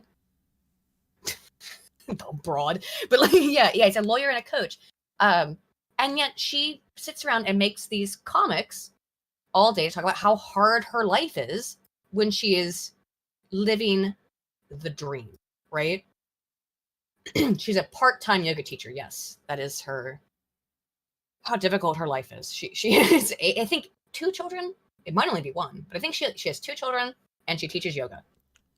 Wow. Well, your lawyer husband works 2 jobs so that you can have that kind of life on Easy Street. And here we have 2.0 Mom Life Comics, here she is. I know Cernovich defended her, and I do kind of understand where he's coming from, but I'm going to illustrate why, by looking at her TikTok, why this is not, I don't know what this is, by the way. This Mom Life Comics / this woman's phenomena. I don't have a name for it. I don't know if it's been studied psychologically, even though I did that whole big video on Mom Life Comics. There must be a name for this. Extra stuff just to carry more back. Entitled, always terrified woman mentality that is a complete product of modernity. Now, I would say you and I pointed something out that appears to be false, but we'll get to that when we get to it. So let's just watch the video. Yeah, let's watch the video in full, and we'll go back to the part that you and I both misheard, but I don't know if it was a mishearing. Might be how she actually sees herself. Let's watch this. I'm literally shaking right now because I just had a man approach me in a parking lot and it went fine. And I'm going to tell you why it went fine and how to address it, because it was in a book I read and this is how you're supposed to address it, but it scared me. I'm literally shaking. So this guy, I'm alone with my son, by myself, a woman, and a male approached me in a parking lot. He's, "Excuse me, miss," and I don't know why in the hell he was approaching me or what he was trying to do. And before he was probably 30 feet from me when he said, "Excuse me, ma'am." And I turned around and I literally yelled at him and I said, "Do not approach me." And he immediately started going in the other direction. And I just kept saying it over and over and over. I said, "Do not approach me. Do not approach me." It's a baby in the car. And he, of course, got what the F, he started cussing and yelling, what's your problem? And I looked at him and he actually then crossed a couple cars down from my car. And he didn't come anywhere near me. He crossed a couple cars down from my car and was like, continuing to cuss and say, "What's your problem?" And I said, "You do not approach women in a parking lot." I just kept saying, "Do not approach me. You do not approach women in a parking lot," yelling it. No male should ever approach a woman in a parking lot. Ever. No male should ever approach a woman in a parking lot. And if a male does approach you, you need to turn around and use the strongest voice that you can possibly use with them. Don't be polite. They need to literally screw off. No. Don't be polite. So if any man approaches you for any reason, just yell at them like a psychotic bitch. Way to really promote good social. Start with this. You know what's funny is the second video that she did that you showed me. Yeah, I'm gonna get into it in a second, yeah, but I'm someone in her own comment section just said, "You said the guy in this video. You said he started circling and getting away from you, and in the video, she said the man was approaching her as quick as humanly possible." Mm-hmm. Yeah, so you lied. Okay, so he was 30 feet away from you, sprinting towards you, apparently? I guess so. Sorry, I'm just putting on this clip. it will make sense in a second. Stay back. Go, aim. This is not a very good meme. I don't like this meme. I've never seen it before. Sorry, guys. This one's better. Here's after we watch the actual video. I'm reminded of this, though. Oh, no! I can't watch this on regular YouTube. I have to sign in. Give me a second. I am going to play it. I'm going to switch which screen I'm sharing, though. Hang on. Because I have to log into YouTube. Wait. Don't you dare. Okay. Are you telling me what I can do in my own home? Yes. Just kidding. You're a woman.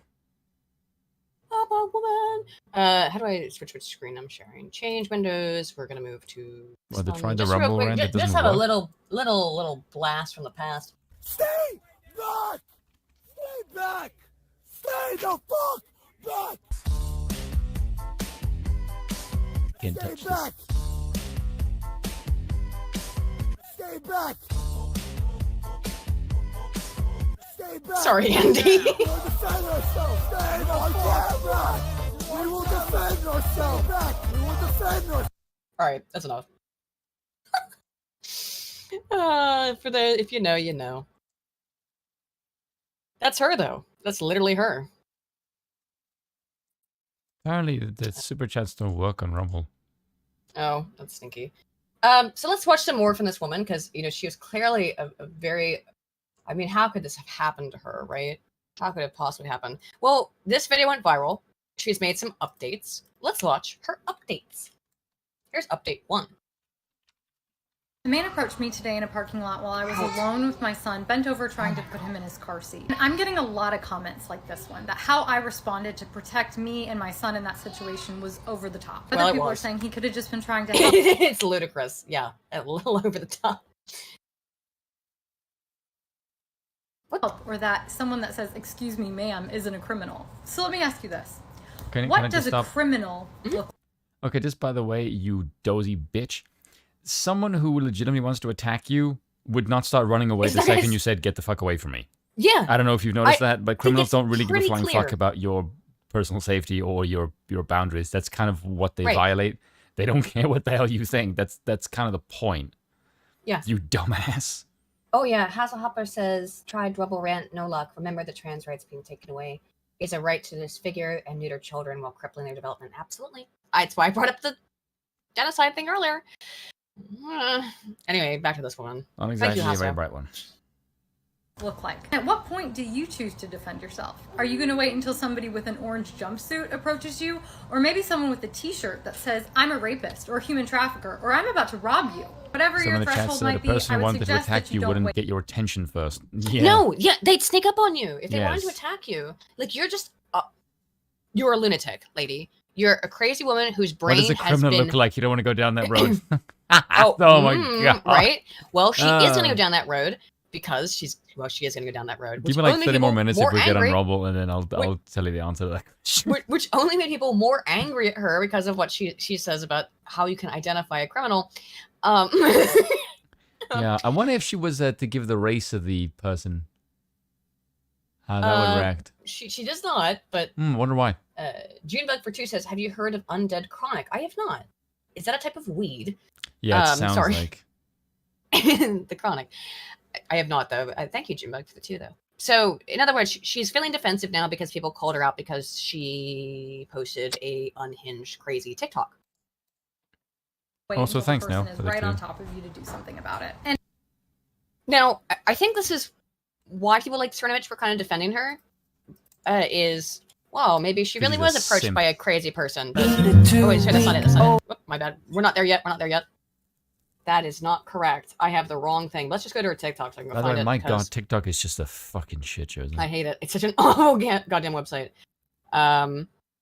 Where was the second one? This is a stop approaching. Oh yeah. Here's a context. Wow, Here it I is. failed to provide some very much needed context in my last video, so we are going to get right on that. Because Uh-huh. you guys just think I scream at guys in parking lots for fun, and Yeah, I think you that do. is Yeah, I not think the you case. do. This situation has never happened to me before, and I really hope it never happens again. So first of all, we were in a mall parking lot that was completely dead. I don't know what it is about the mall in the middle of the day, but there was nobody there. Second, this was the Yeah, 'cause sketchiest they're looking working, guy you I have ever guys. seen in my Yeah. You know what? Regular people have to work Work. during the day, so Yeah. they can't go hang out in the mall in the middle of the day. You know what? To steal a phrase from the left, check your privilege, lady. For real. Hang on. Fucking TikTok. Oh my god, now it's not playing. It did this to me earlier, too. Reload the damn... Do I? Really? To play it again? Yeah. Ugh, insufferable. Play it. Why won't it play it? Also, thanks now for Let's just start over. doing it. Wow, I the failed to super provide some chats very do work much on needed Rumble. context in my last Oh, video, nice. so we are going to Awesome. get right on that. Because you guys just think I scream at guys in parking lots for fun, and that is You not do. the case. This situation has never happened to me before, and I really hope it never happens again. So first of all, we were in a mall parking lot that was completely dead. I don't know what it is about the mall in the middle of the day, but there was nobody there. People have jobs. Second, this was the sketchiest looking guy I have ever seen in my entire life, and I think he was trying to ask me for money because then he proceeded to walk down the rest of the parking lot looking for people to ask. I didn't have No, any no, other- wait, hold on. No, he moved the hell away from you according to your video because you were According to screaming your at own him. video, you were screaming at him, and he walked away. Yes. June Butterfly Oh, says, okay. red pilled YouTuber that roast people and talk about KK, friend of Arcada, friend Drexel.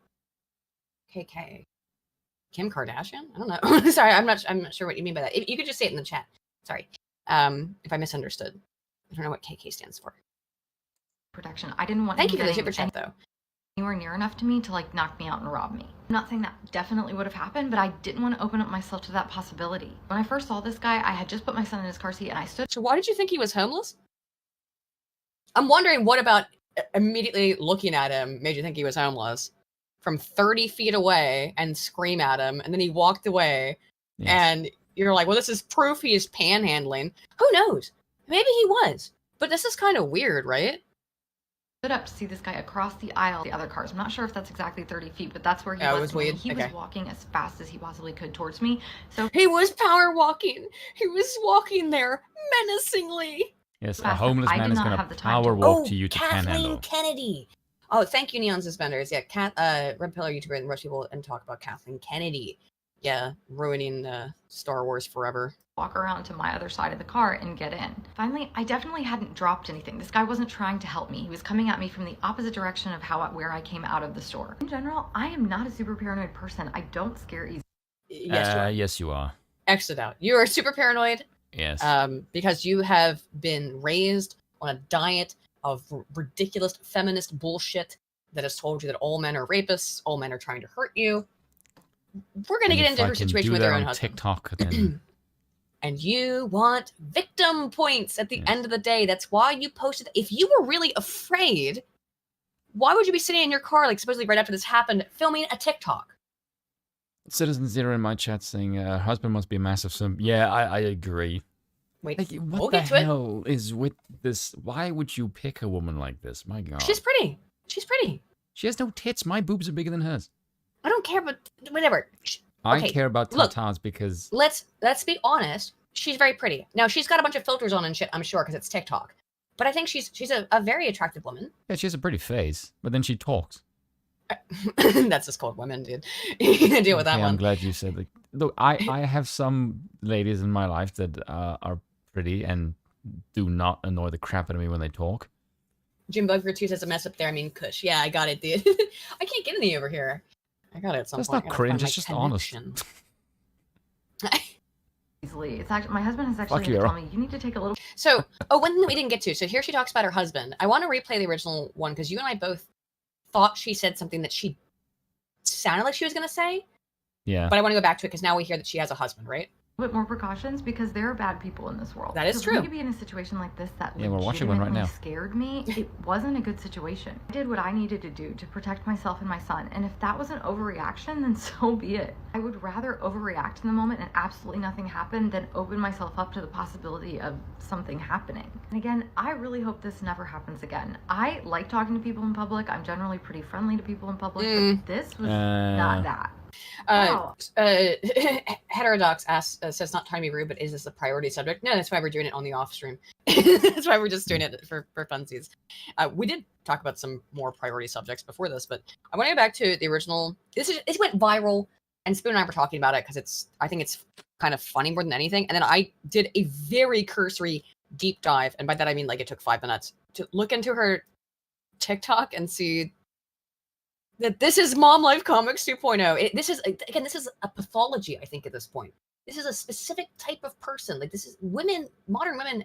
There's so many of them like this. They're extremely privileged, and yet they need to be victims. She posted that TikTok because she needs to be a victim. Because having victim status, you can watch my last video that I released about a week ago on it. Yeah, this is a bit that I don't get. Like, how the hell do you think you're so horribly scared, and the first thing you do was grab your phone and make a TikTok video about it?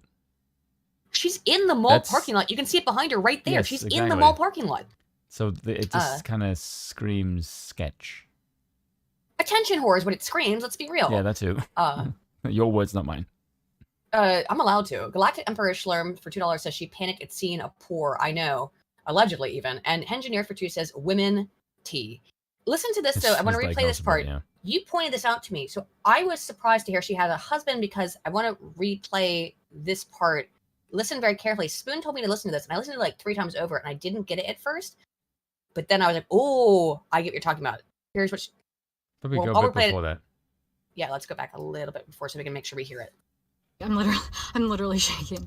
So this guy, I am alone with my son. That bit. What did you want to say that made you stop? I'm gonna play it one more time for you guys as to why Spoon and I were both surprised to hear she has a husband. I'm literally shaking.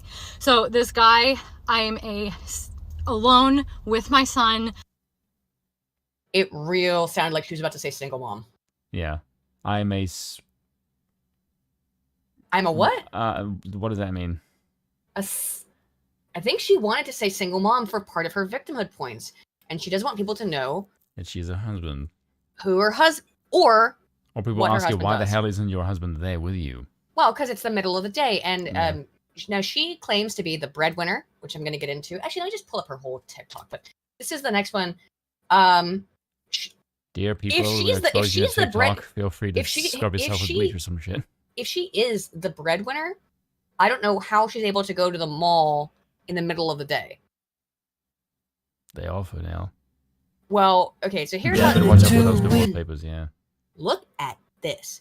So, this says, when it's already the second week of February and your husband hasn't asked you to be his Valentine. Why does he need to? You're married to the guy, you dumbass. You're married. He's sitting there brushing his teeth, looking at his phone. She's recording him. Oh, God, Listen to the no. song she chooses. Listen to the song. Eat a 2-week-old unrefrigerated pie. Dumb ways to die. Why would you play that about your Dumb husband ways to die. on the internet and then share it to people? What the hell is wrong with you? I mean, there's quite a few videos because I went through her sort of TikTok and I discovered a lot about this woman very quickly, which is why I'm bringing her up, is because if she's a nurse and works a shift, no, she is not a nurse. She is I don't know what she does, but she dropped out of med school. I do know that because it's part of her story, right? Which let me find. I do have them linked, but how many followers does she have? 50,000. What? I don't know about you, but Mom, for being a mom. It would bother me if I was married to a woman and she had 50,000 followers and she just updates her life to strangers on the internet. There's something about that that bugs me. Like If that's all you're doing, normal. right? It is a little weird. So, very funnily, you said that this woman caught a fish. I will get back to that later. But she talks here. Let me Oh, she actually. said Let me like just, I'm smart. Like, oh God, what? let me look at the ones that I That have kid has one big forehead. linked. Let me look at the ones that I have linked. Is this it? Or am I going to replay this? Oh, I do have it double clicked. Okay, hang on. By the I way, accidentally do not posted this in post twice. pictures of your family, Baby, of, like, I your babies know. on the internet. There is something This is just- incredibly creepy about that. Here, this video is called "Choose Your Partners Wisely." A reminder that who you choose to have kids with is so important. I'm a working mama, and my oh my schedule God, at work please has stop been talking absolutely like crazy. this, I've had to 'cause, spend oh a my lot more hours. God, it drives me nuts. But hang on, listen to what she says. My schedule at work has been absolutely crazy. I've had to spend a lot more hours at the office than I usually do, which means time away from my baby, and that togetherness has made me stressed and just more overwhelmed than usual. And then, of course, I still have a baby, so I'm not sleeping well. After I put my son to bed, I crashed. I just fell asleep on the couch and I woke up 2 hours later. And in those 2 hours, my husband had mowed the entire yard, cleaned up all of dinner, and then cleaned the entire kitchen. And that was after he vacuumed the entire house today and made dinner. And you know, I would say I'm lucky, but actually, I'm just smart. Because I knew days like today would happen, and I knew I needed a husband like mine. So don't settle. He's out there. That just tells me your husband is way better at the housework than you. I mean, it's mom life comics. He did all that in 2.0. 2 hours? He Like, does well done everything. to him. He does all of this in 2 hours, and I can't do it in days. And it's like, you know what? I'm not trying to talk too much shit. I'm not a mom. I don't know. I'd like to be at some point, but I don't know. I am sure that it's very, very difficult. It's in many arrogant ways. to just say, I'm just smart. Like, I'm just that's smart. so I'm just cringe. smart. It's. Don't ever say you're intelligent. Oh my God, There's just okay. something really cringy about it.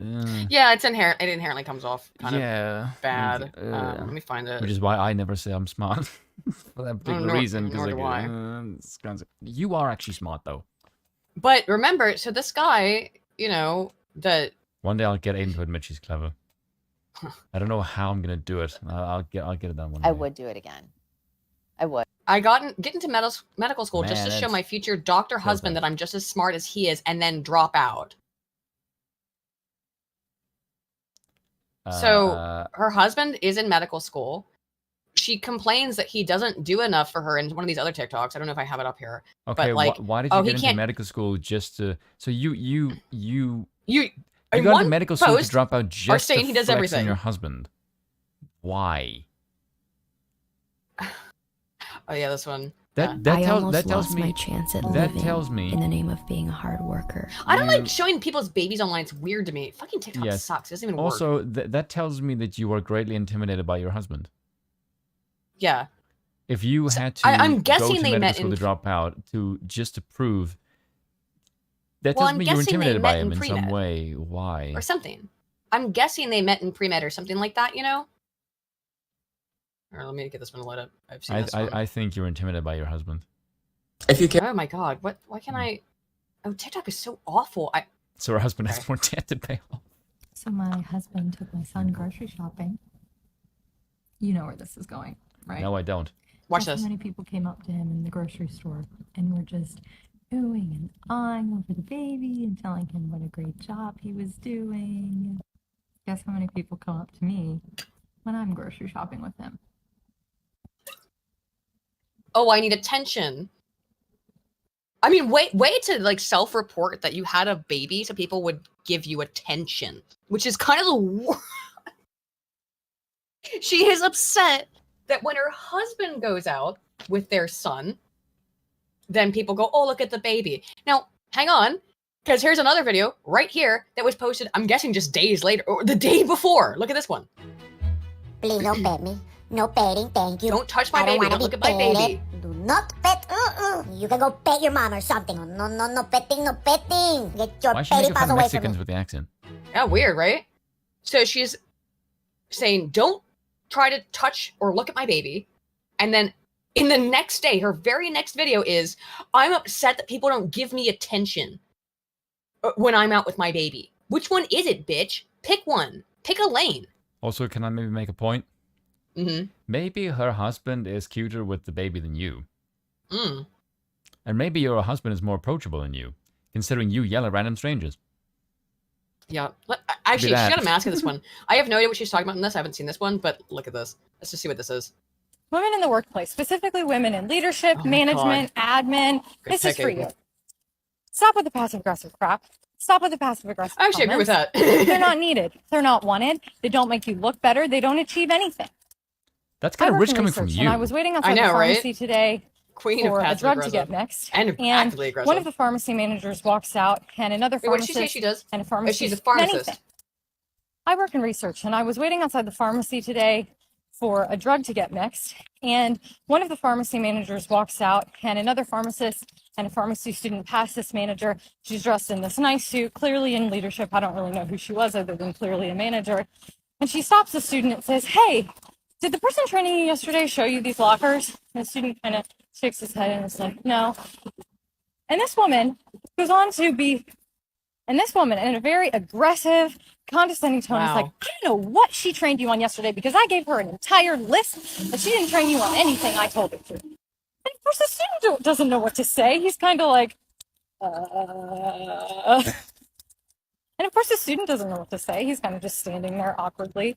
And then she proceeds to show him that these lockers, he has access to these lockers. Okay, I'm kind of bored by this, but remember that one. But it's interesting, and as I always say, like I'll give her credit for defending the guy.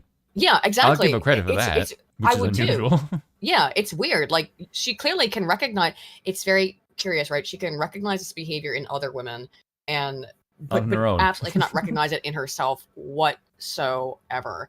I went through a couple of her TikToks. What are some of the other ones that were interesting? It's this like extremely. Oh, right. You told me. I think the exact quote you said to me. Hang on, let me find it. When I first showed you this stuff, we're talking about. Someone it. asked, there's people in the chat asking, like, what the hell are you doing, Aiden? It's because Aiden is getting her I don't like women niche on, and it's funny. Well, yeah. I mean, it's look. This clip went viral, so that's why we're talking about it because it went viral. So she talks about her husband like she caught him. It was the video we watched earlier where she talked about, oh, I'm so lucky. He does everything for me. Spoon said to me, he said, like you caught him, the fuck, LOL, he's not a fish, you dopey bitch. Yeah, that's like, and then why would you I found address this. him? The sea. Yeah, but that's my clownfish. Hands off my clownfish, all right? Oh, there's That's plenty a weird of fish thing in to the say. sea. Yeah, but that's my clownfish. Hands off my clownfish, all right? How weird. Look, I'm not trying to like dunk on this woman too much. I am, because that video is ridiculous. that, oh, someone approached me, someone talked to me, I'm a victim, please help. Men, help me. And it's just, I hate this fucking shit. And of course it comes out that, her sob story is that she dropped out of medical school to be a mom, which is, admirable, I guess, but then don't make being a mom a victim thing. Also, I just want to, maybe out of curiosity, the people who approach her husband and say he looks cute with the kid, I wonder which gender that is. It's women. It's old women, most likely. Yeah, and what? It's not. It's not young women trying to pick him up. That's for sure. Are you sure about that? Do you think so? Yeah. There's a reason why they. Why do you think they don't approach her and say the same thing? Maybe. Hasselhoff for 5 says takes on debt going to med school to show she's smart. I'd bet she'd browbeats her husband about giving up her med school dreams to support him. She does it constantly, from what I've seen. That she had to give up her dreams, and that he's in med school still. Even though she boasted about going into it just to prove a point and then drop out again, which is right. Very old. She is the breadwinner. He's just in med school. Well, when he gets out of med school and is a doctor, he's gonna make a whole bunch of money, which is probably why you're fucking with him. Yeah. I hate to extrapolate that much, but I just when you see someone who's weird like this, you know what I mean? Like, and of course it's about height. Here's this one. Beat these. We cannot beat.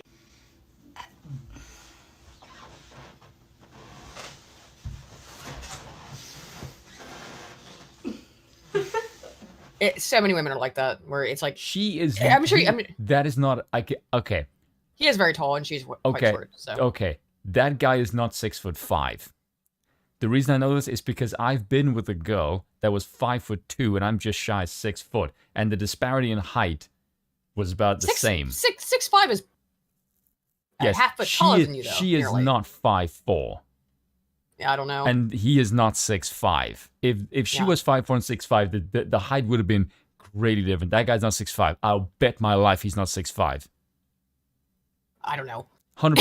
100%. I'll bet my life he's not 6'5". No fucking way in hell. I know what 6'5" looks like. That's not 6'5". My ass. And she ain't 5'4". Hang on, I want to hear her thoughts on being an influencer. My genuine thoughts on being a social media influencer, even though nobody asked. That's over a foot. This is not all it was cracked up to be. And I'm kind of in the zone of a micro influencer, so I don't have a perspective on being like a macro influencer with millions and millions of followers. But I can genuinely say that this is nothing like I thought it would be. I have a normal job, and I definitely don't do this full time. This is not something I ever would want. I don't care. Never mind. I thought I was interested, but... Oh, here's her. After 7 years of really hard work and being accepted to medical school for 2 application cycles in a row, I ultimately decided not to go.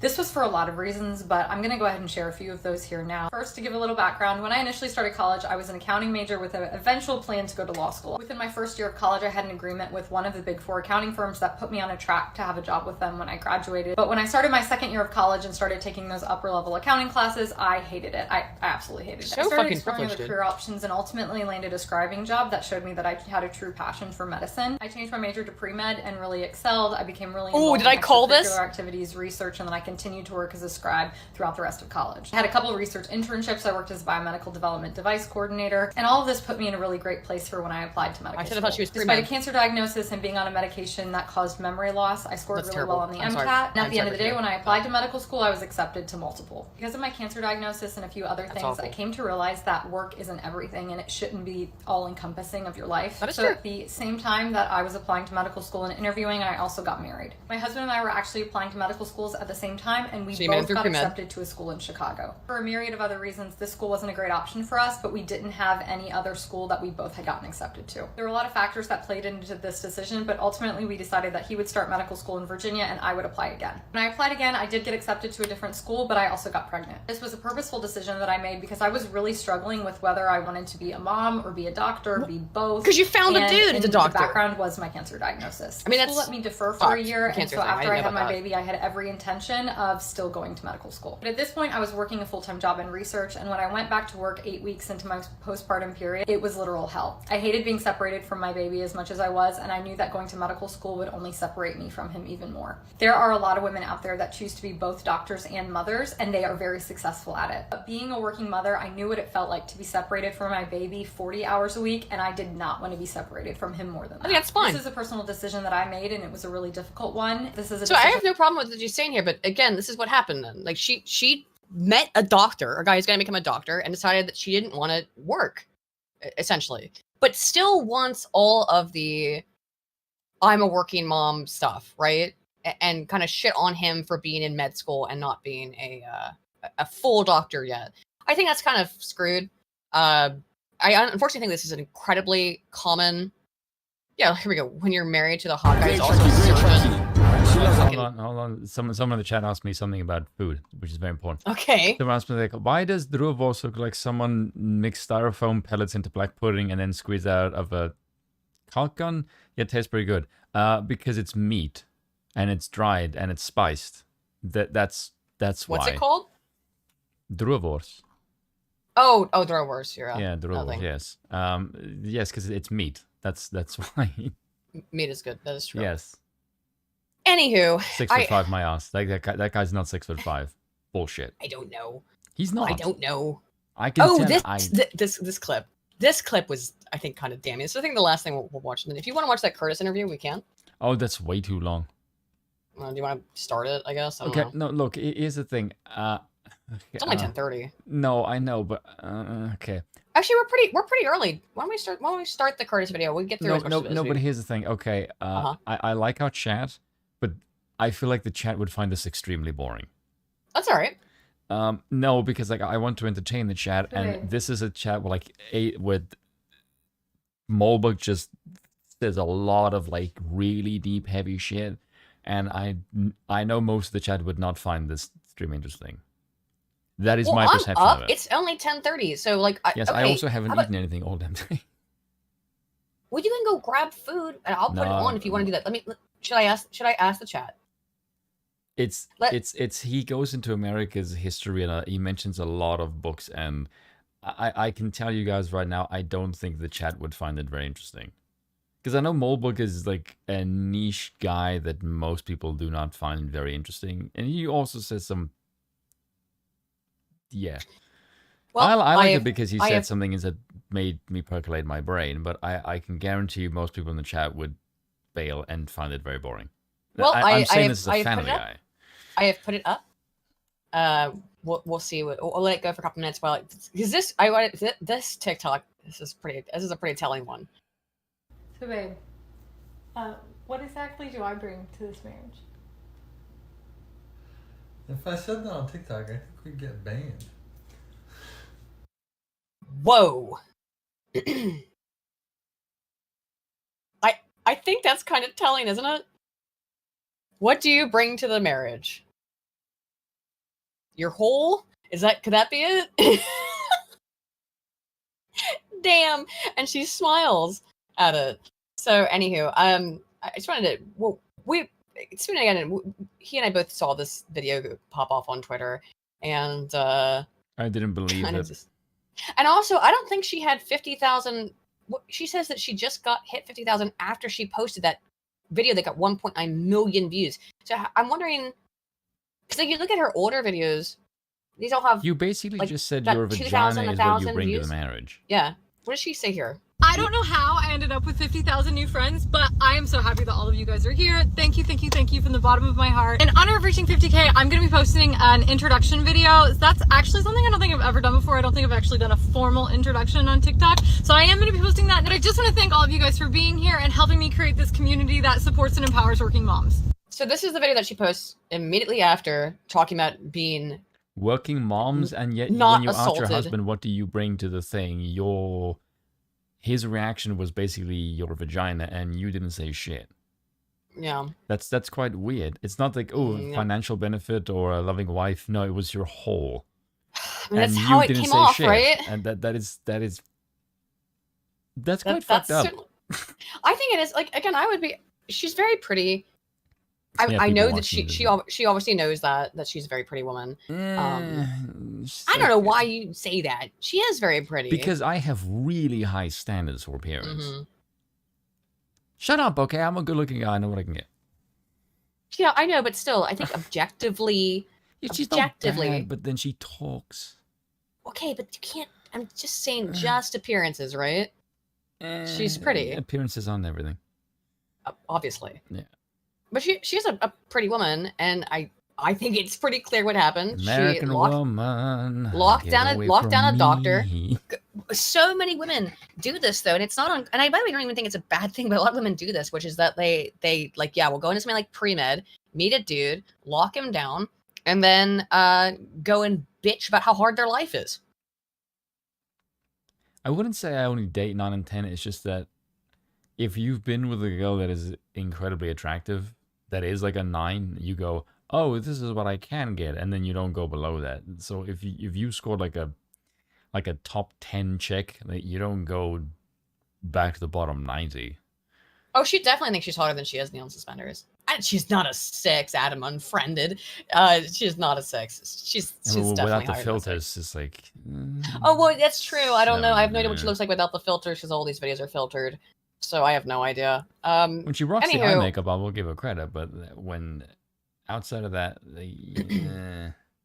she does look like a friend of mine actually. Which, I think she's quite pretty. I think she's very pretty. but she does have like the. But she's nuts. She's pretty, but she's nuts. You know who she kind of looks like? She looks like Probably. Scarlett Johansson a little bit. God. She again this one she looks like ScarJo a Do little not bit. inflate her ego. No, She's no, nowhere near that attractive. In this video right here, she looks a bit like. Is she using a filter that looks like ScarJo here? I absolutely think being the stay-at-home mom is a privilege, but it's because I don't have that opportunity. It doesn't mean that there aren't other stay-at-home moms out there that don't think I'm the privileged. Well, you are. Maybe it doesn't make sense for them to be a working mom because their salary wouldn't be enough to cover the cost of daycare. People's perspectives are entirely dependent on their own experience. Okay, that Now, I want to hold be on a second. clear here. Both stay-at-home It disturbs me that the price of daycare is the concern and not the fact that Right. you should be a mother taking care of your kid. Taking care of your kids, right? That's oh god, modern women. TikTok sucks. If you pause it, I can't go back into it without reloading the entire fucking video. God, TikTok is such an incomprehensibly platform. garbage Chinese spy app, and I hope they ban it. Just kidding. The only reason I would hope that they ban TikTok is because it is Chinese spyware. But Yeah, it's but just- you damn well so- know anytime the government says, hey, we're going to do Yeah. something like Well, banning, we it's like, covered the we're bill. going to basically turn the Patriot Act on steroids and unleash hell of a federal government. Wish ScarJo, yeah, very much, right? Yeah. So what do you want to do? 68% of people said yes to putting on the Moldbug video. I'm do this for 15 minutes, then conduct a poll again. All right, yeah, let's do that. Let's watch it for 15 minutes and see how you guys feel then, because I can guarantee you, and just the chat's gonna fuck with me and just get it higher just to piss me off. Do you want me to make a watch together? Because I wasn't necessarily planning on this, or do you want to just me do it on my side and just tell me when to pause? Yeah, we can make a watch together probably. Okay, hang on. I'm gonna stop sharing my screen then. Give us a few moments, yeah. Second. It's making a generation mentally insane. I think the internet is doing that. I don't think it's necessarily just social media. Yeah. Ooh, the internet in general. Yeah. Okay. Lauren Southern made a video and she said the only way to get the internet, to get the society back to normal is just to nuke the internet. That's maybe true. I have to go use the restroom. I'll be right back. 1 second. Is that I do have to watch one? together. No, I made it. Hang on. Okay. 1 second. Let me post it, and then I will be right back in literally like about 5 seconds. Be right back.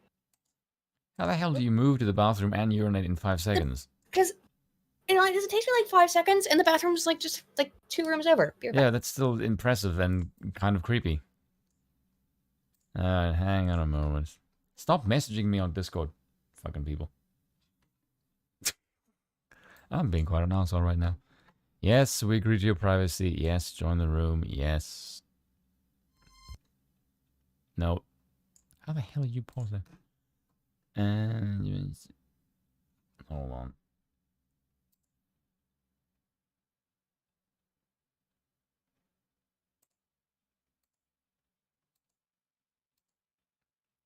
Why do you do this to me? Hold on.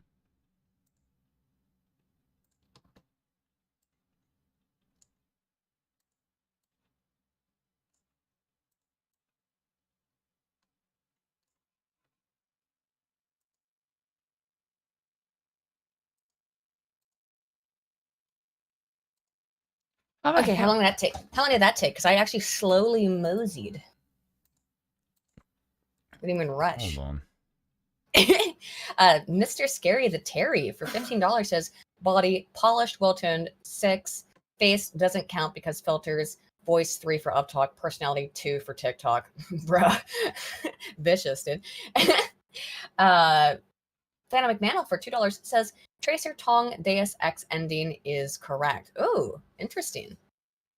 Well, why the hell can I not get the watch together, man? This is pissing me off.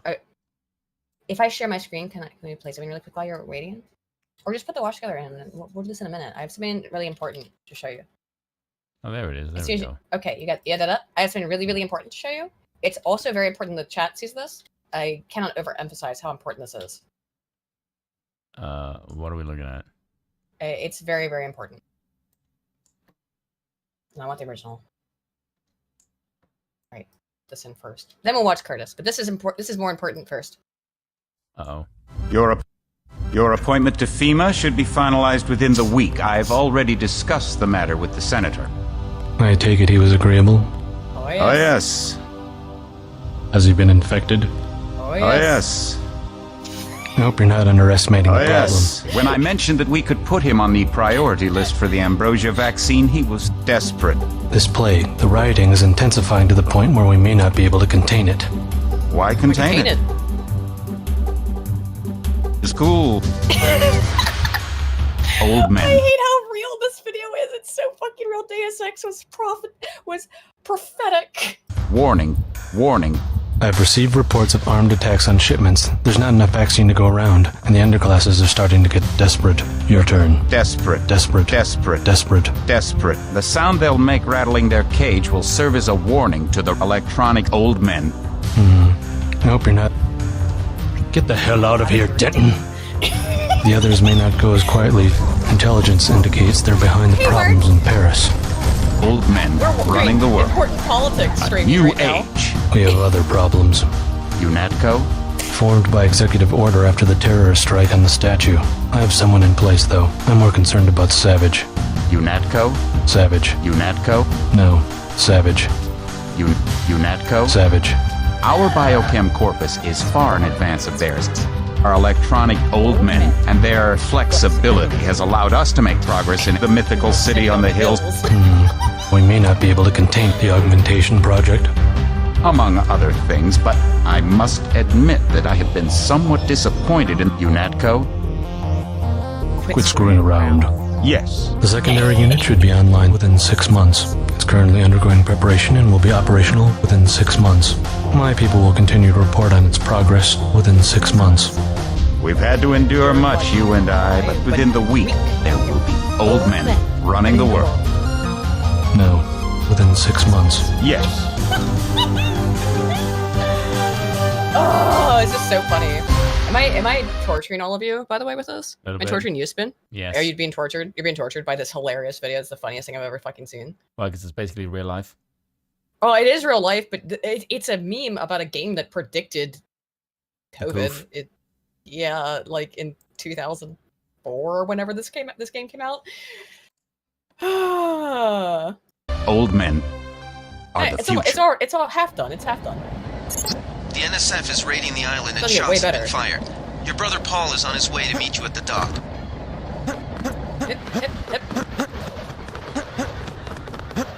2000. Paul, what's going on? Welcome to the coalition, JC. I might as well start using coke. Yeah. The NSF. They hit one of our shipments. A few of them got away, but we trapped the rest in the statue. What are we waiting for? I've got a pistol. The NSF took one of our agents 9/11. hostage. I think Manderley Literally, this video game predicted 9/11. Not even a fucking joke. wants to see how you handle the situation. Stick with the prod. Prod with the prod. Just in case, though, we're police. But it's Sometimes an you gotta attack make on a the silent. Statue of Liberty instead of it's an attack on the towers. But it's this game, man. Takedown. A non-lethal takedown is always the most silent takedown. You want to get conspiratorial. Conspiratory. Yeah. This game is some crazy conspiracy Yeah, shit in terms of how much it predicted everything. Here's a conspiracy theory for you. Do you maybe think that these events are planned several years ahead of time and media products are made to put the idea in people's minds? So there's a great scene from another piece of media. I like the way you Stargate doesn't answer that SG-1. question. I'm going to answer it. Is that my favorite episode of Stargate SG-1 is an episode called 200. It is a meme episode. It only makes sense if you've seen every episode of Stargate, basically. But the main premise is that there's Trump this walking down a staircase. Simpsons. is that there's an alien who comes to Earth and loses his memory, and he has knowledge of this thing called the Stargate program, which is what the show's about. The Stargate program is the United States Air Force has a teleportal thing, a wormhole that lets them go to all these different planets all across the galaxy at the press of a button. Essentially, they just walk through the wormhole, the event horizon, and they can be on another planet instantaneously. At this point in time, when they first meet this alien, I think the program had been going on for like 7 years, and it is of course top secret.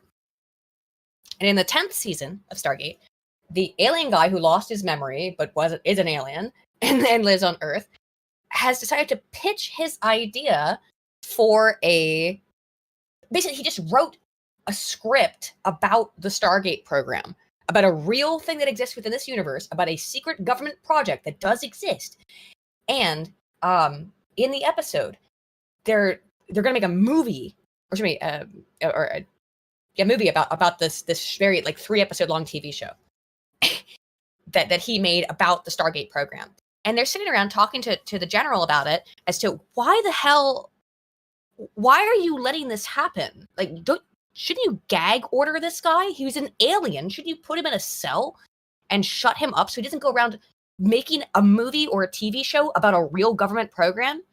And what General Hammond initially, and then what's the second general's name? It's escaping me. Anyway, what General Hammond at the time said is the Air Force let this happen because it is plausible deniability. Make this so that anytime if someone does find evidence, and this is fiction, but it's interesting, right? If someone did find evidence of the Stargate program and went public about it, then they would be like, oh, that's just that TV show, Wormhole Extreme, right? That's some stupid, like, schmaltzy sci-fi TV show. There's an almost identical scene. It wasn't General. O'Neill's a general in season 10 when episode 200 comes out, but it was, I think, original General Hammond who said this when they first came across this guy. Oh, General. I always forget the second general in the latter seasons of what his name was of Stargate.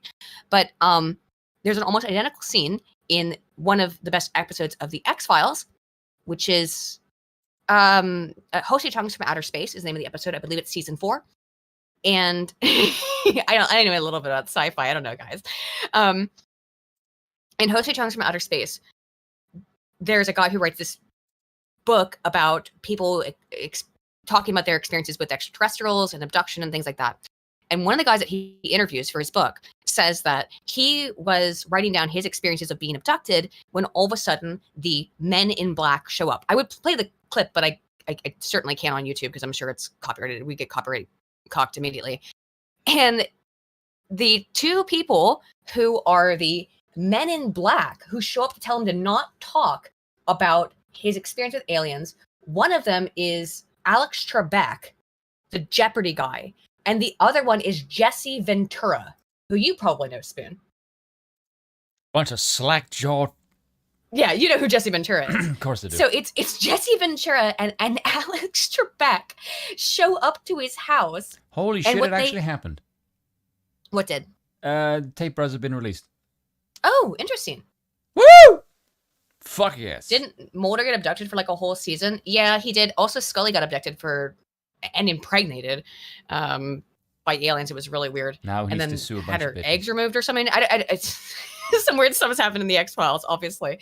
But yeah, I'm just asking questions. I'm glad people in the chat are familiar with the scene. But what the guy is talking about is that the alleged men in black intentionally act ridiculous and bizarre. And so like in the scene, they say, you didn't, or Jesse Ventura says, you think you saw a flying saucer, but in fact what you saw was actually just the planet Jupiter, or Venus, planet Venus. And many people often mistake the planet Venus for a flying saucer. And the whole point of the scene, as I was reiterating, is that if you were to describe that if if you're sitting in your garage and the door to the garage opens, a black Cadillac rolls in, and out of it pours Alex Trebek and Jesse Ventura, and they tell you to stop writing your book about being abducted by aliens, and you didn't see a UFO, you just saw the planet Venus, and then they just get back in their car and drive away. Who the fuck would believe you, right? I wouldn't. But that's the thing, is that it's an interesting thing, is that like maybe they make this stuff so overt and they signal about it beforehand, because then like, yeah, if people were saying, oh, something about 9/11, I don't know, oh, that's just from Deus Ex. It's just from Deus Ex. You're talking about a video game. Something about COVID. Oh, that's from Deus Ex. It's a video game. You're being silly. I mean, did they not have a point? Do you think I could play that clip and not get in trouble for it? Probably not. See, this is where Aiden and I completely go into different worlds. Aiden I know, goes off into outer space, and I'm just like, what the fuck are you talking about? I'm always in outer space. Yeah, it's really short. It's really short. I just want to make sure I have the right scene here. I'm watching somebody make ice cream. Oh, that's nice.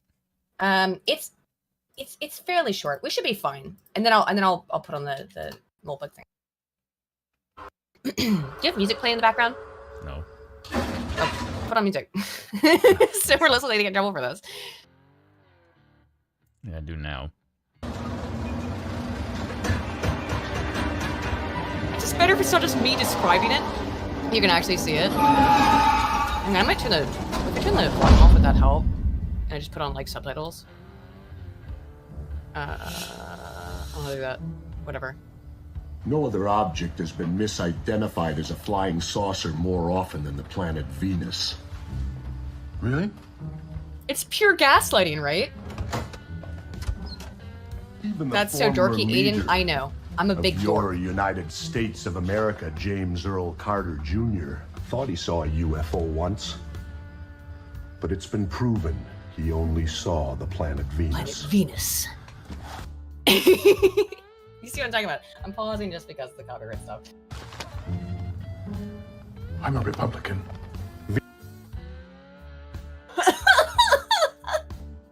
I'm a Republican. Venus was at its peak brilliance last night. You probably thought you saw something up in the sky other than Venus. But I assure you, it was Venus. I know. What I saw.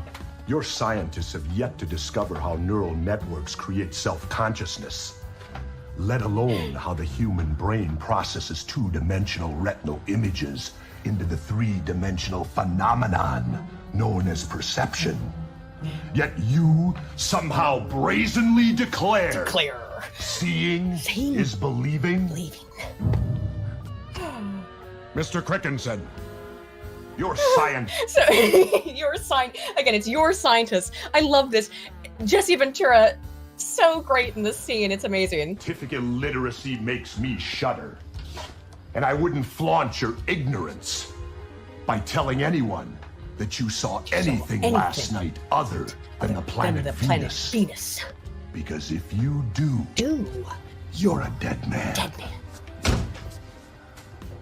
He literally sounds like The Undertaker. It's so it's Jesse Ventura, of course. It's so He great, sounds exactly right? like Mark Calloway. Wow, it's so good. The way he said dead man. You can't threaten me. I just did.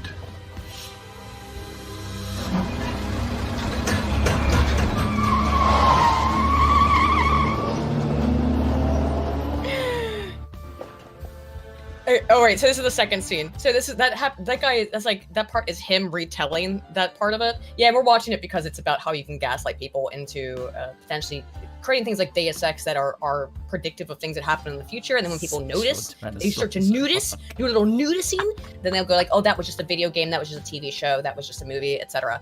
But this is later in the episode. It's cut to this part later where yeah, he was the best predator.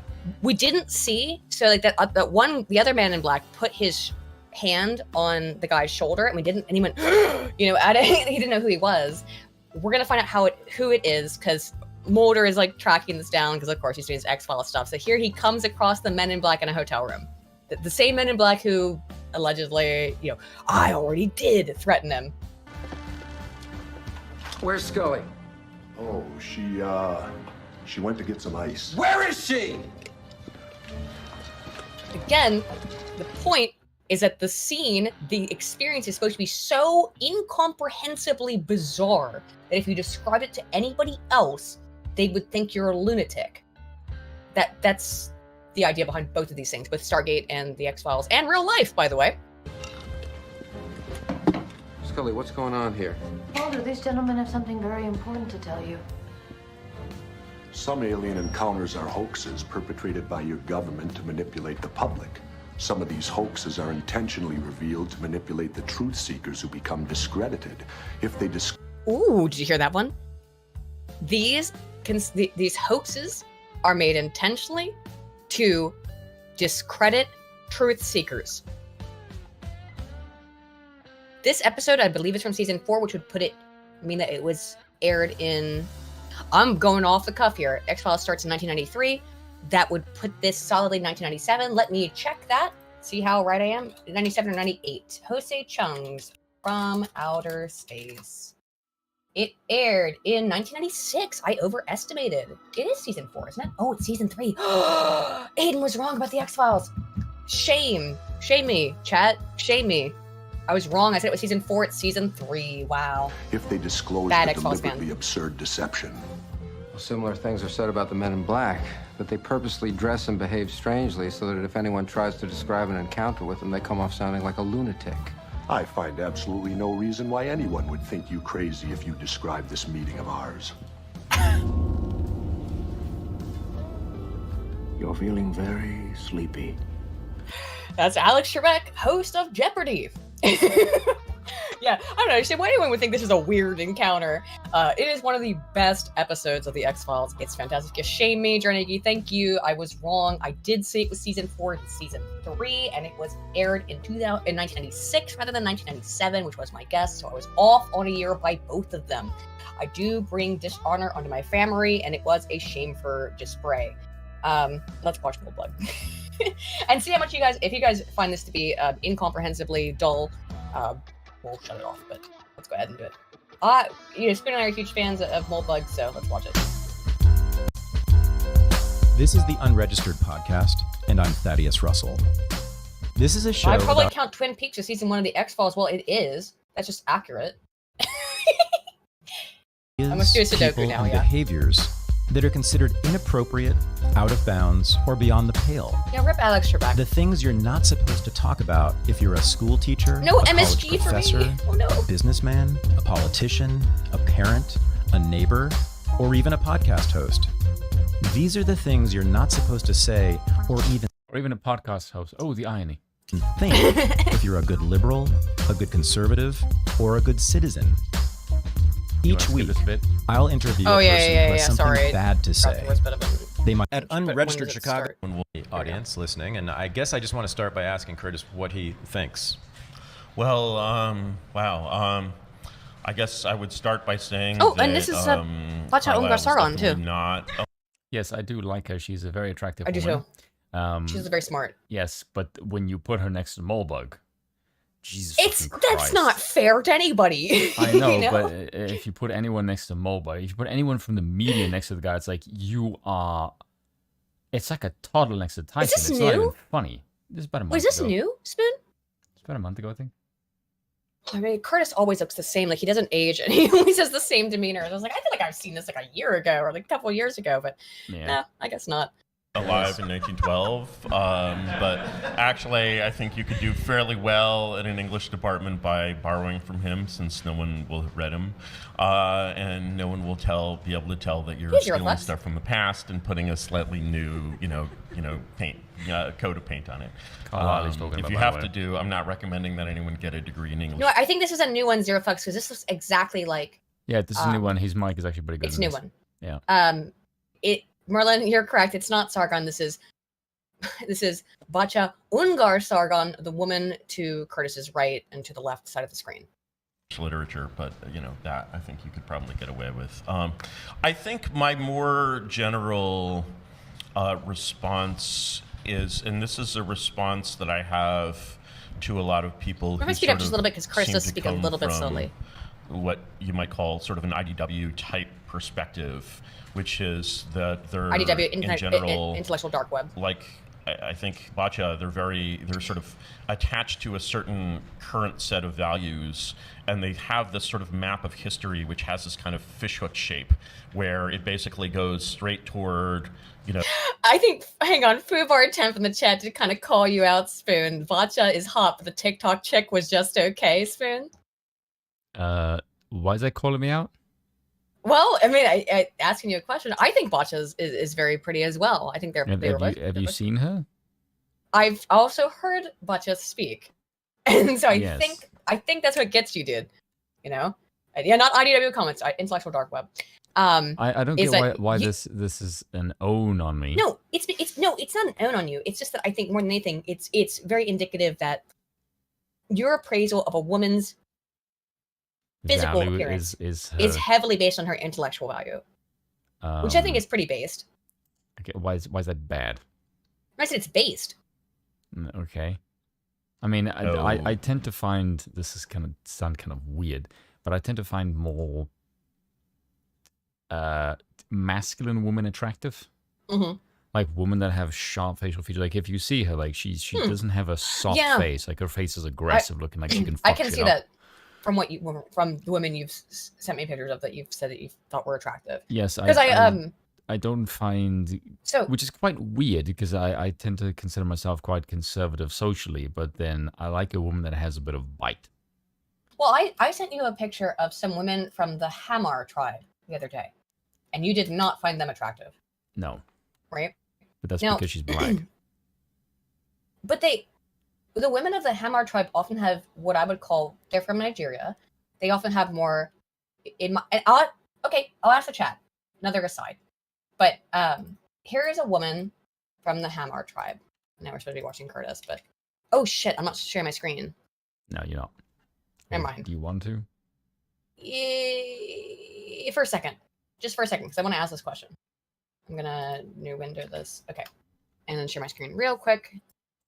You've gotten very good at this, Spoon. You'll share my screen. There you go. Okay. Oh, it's like kind of shitty quality. Hang on. Is this a thumbnail? Yeah, it is. Why I've seen roofs of houses in South Africa that have the same texture as her hair. Well, they put here it is. You can buy it. You can buy it as a greeting card. Weird. Yeah, that's weird. But this is a tribe of people from Ethiopia, and a lot of their women look like this. They have, in my opinion, more kind of white features. Do you know what I mean? Than a lot of other groups of African people. Not all of them, obviously, but I think I really like. I find it very pretty, personally.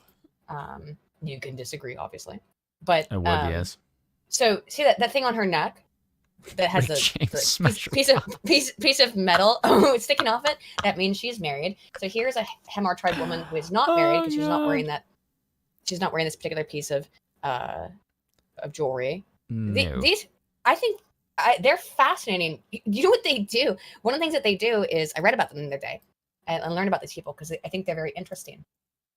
I love learning about everything. It's just they make my coffee. When a young man is coming of age, that he has to jump over a bull, and then while that is happening, they whip the women on their backs with the sticks and branches. So all these women have like huge scars on their backs from the male coming of age ceremony, which is really bizarre. But anywho, I just always found that interesting. I just found it interesting. I learned about it the other day. I think I don't know. I think there are a lot of very, very pretty women. I like the aesthetic, I guess, if you want to. I don't know how we went from what I find attractive to this. Well, because I showed you a webm the other day of women from this tribe, and I asked you if you thought they were attractive, and you said No. hell no. I don't find black women attractive. That's your thing. Yeah. I don't know why, because you're weird. I grew up in Baltimore, dude. Anyway, let's Yes. get back to Curtis. Yes. And people insulting my taste when we're like, yes. Like, look at, do you know who else I find attractive is Dana Lash. Yeah, she's pretty. Yes, and she also looks like she could kick your ass. Yeah, true. Ronda Rousey, also attractive. Ronda Rousey, very attractive. Let me know when you're back. It's pretty much the jawline. Now that I'm thinking about it. Like the soft, round Greek, like that doesn't do anything for like a chick that looks like she can fucking take a punch. Not figuratively speaking, of course, not literally. Yeah, that does it for me. I have no idea why, but yeah, just that's me. Here's back to Curtis. Righteousness, and then sort of weirdly like turns around and heads back toward darkness in this strange way. And I think that one of the reasons that's not sort of my map of history, and I think where that comes from often is people they combine a very acute and accurate sense of the present with remaining attached to the narrative of how we got here. And so you have this sort of straight thing that's kind of straight in the past. And if you follow sort of the, like, you know, let's say the standard woke narrative of today, it sort of continues going straight all the way, right? And if you imagine being an alien, you know, sent into this world, and all you have is this material in which it goes in a straight line. Gina Carano, yes, very attractive. Line. It's really, really, it takes a while. It takes a lot of work to notice that, no, wait, it's actually going like this, right? Or even like that. And that's a project that is, you know, is hard to escape from as like. By the way, I can see from this, if you're not familiar with his work, I can see why this man would be considered extremely heretical by today's standard, because he's basically telling you everything that you know about history is completely wrong. And that you have been taught but he's right. Yes, but he's essentially saying you've been propagandized by the history is written almost by the victim narrative. And history is a lot more gray than you actually realize. And to go down that rabbit hole is a red pill that most people I don't think is ready to swallow. It's extremely disorientating. Errol Merton said it very well. He said Yarvin is trying to teach penguins how to fly. Yeah, wow. that is well put. Pretty much what he's trying to do. It is. Yarvin's on like a different level from most people, and I don't want to like big up him and just suck his dick essentially, because I'd like to have him on the show at some point. We did email each other, but he didn't get back to me because I sent him that stream that we also didn't go through, where Dev epically debunked. Not very well, mind you. His stuff. Oh my god, hang on. God. Yeah, he's red pill when he was on with Benjamin. He just said like they asked him like, do you not is this not like extremely disorientating? He's like, oh yeah, it is tremendously disorientating, and in many ways it's something that you can never come back from.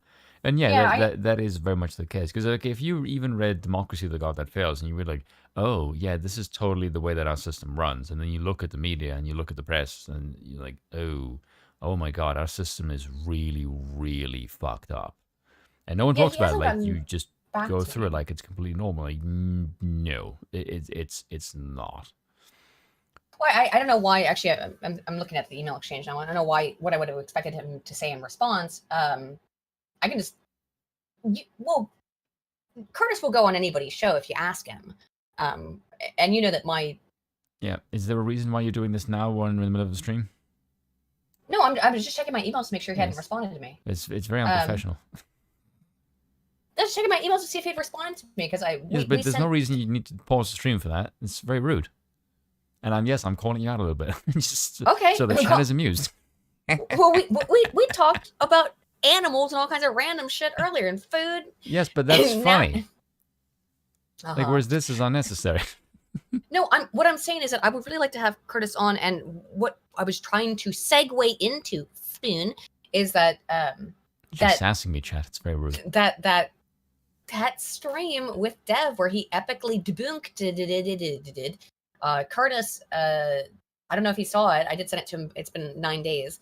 I did send it to him, and I'd like to have him on to talk about it. We have not responded to it because I think that if we do respond to it more in full, we'd probably want to Spoon. Oh God, yeah, my friend. I would love to have Curtis on to respond to it, because it's some real nonsense.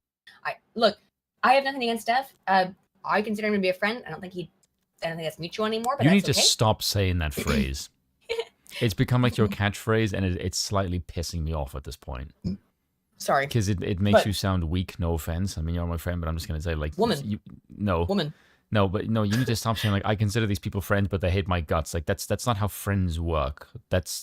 There's something wrong with you if you think this. I don't consider people friends... A woman. No, that's called being an idiot. Maybe. You don't consider friends with people who don't like you, who don't talk to you. That doesn't make any sense. Damn. Probably accurate. Yeah. Yeah, you are accurate. Sometimes you need blunt force trauma. And I enjoy being blunt. It suits me very well. Yeah, because you're a spoon. Yeah, kind of. But I have sharp edges. Sometimes. I would like, if you'd be interested in, seriously, Aiden's annoying, El Gusto, sorry. Yeah, agreed. I don't mean to be annoying about it. I don't like to be... I don't like to have animosity between myself and other people. Yeah, but guess what? They're going to have animosity because you disagree with them, and there's nothing that you can do to fix it. It's because of what you stand for, and you cannot fix that, so don't try. You don't appease people who can't stand you. Bro, you can't... You're not going to change my fucking opinion on anything. Yes, but then stop trying to change their opinion of you, and realize that you can't, and you can't play nice with everyone. People are going to dislike you for what you stand for. Suck it up and deal with it and stop being a bitch. All right, then just to say it, is... I think that I swear to God, when if you cuck out on stream, I will beat you. I'm not cucking. I'm about to say what I really think is that Dev seriously misrepresented Curtis Yarvin in his talk with Adam and such about it. I think he seriously misrepresented his work. I think he took the least charitable. Well, yeah, that's because like he's a content creator, so that's what he has to do. I said this in my own video. Like the reason why Dev does this crap is because he's a content creator and he considers this shit his opposition. So he is going to misrepresent it in a way that looks charitable for his side because he's a propagandist. Yeah, I said it. Fuck him. I don't care. I wouldn't go that far. But... I would. How else would you frame this? He was very uncharitable in his work. That's a propagandist. He is trying to feed you that. Well, he literally called. Yes, he literally. Curtis a propagandist. Yes, he literally said. That's my point. Is if you start up like this is written as a propagandist. If you are using that from the opening, you are trying to frame this in a particular way to the audience who is not familiar with his work. That is disingenuous, or you're a propagandist. Plain and simple. Look, I have read so much of Curtis's writings, and I think to call him a propagandist is so disingenuous. It's just disingenuous. It's slimy. Like, you can say all kinds of shit you want about Curtis. You call him wrong. You can say he's I don't think you call him an idiot. That would be... he's you gotta have a lot of balls to call him an idiot. Fucking genius. But I really... Dev does not have a spine when it comes to January 6th. That's bullshit. You could say all kinds of things that you wanted. Oh, that's a good point. I'd imagine these people insulted your data. My data? Yes. I don't know. How would you feel about that? But well, that's a good point. Data just wouldn't be then they'd just be stupid because data just exist. It doesn't mean anything. It has no valence in terms of emotionality or functionality. Data just exist. I do also think some things deserve to be mocked. Yes. But you have to give reason. Like how I do my mocking is I give the reason why it's stupid first, and then do I go for the jugular. Like you build up credibility for your case. You don't just go, you're a big stupid poopy head from the beginning, because then you look like a child. Right. Errol, I agree Unless with you 100%. it is just like straight up stupid from the get-go, which case Curtis, go then. Which is such a weird terminology to use towards Curtis, because he is, as Errol said, like the opposite of a propagandist. He just says what he thinks, despite it being extremely heterodox, right? The things that he is saying are things that nobody else is saying. And he's come to these conclusions out of a lifetime of... ungodly amounts of reading.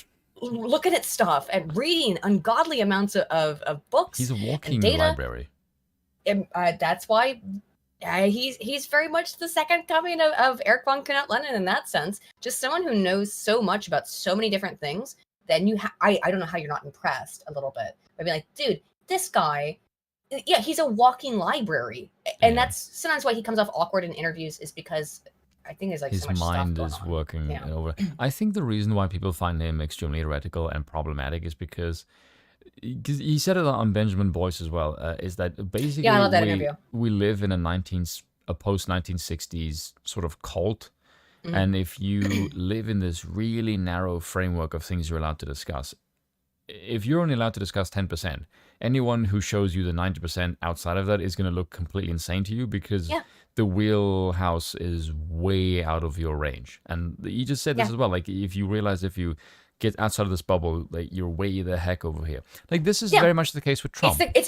Errol brought up, he called it the clear pill to transcend essentially the partisan political politic that is, we talk about it all the time because it's a stream, right? You know, we talk about what happened this week in politics. Yes. But what Curtis is advocating for is to ascend outside of this political back and forth, which is only useful to the elites and to who is currently the don't engage with it.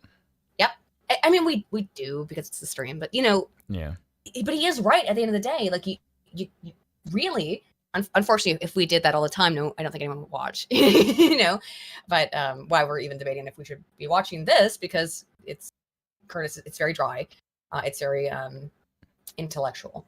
Real quick, I have 2 additional chats. June Book for 2 says, can you roast Arthur C. Clarke's childhood ends? You know, I've never read that. Is that an Arthur C. Clarke book? I've read several of Arthur C. Clarke's works, but I have not read that one, if that is one of his works. Thank you, June Book, though. I've noticed the chat really likes it when I get mean. Yeah, because it's funny.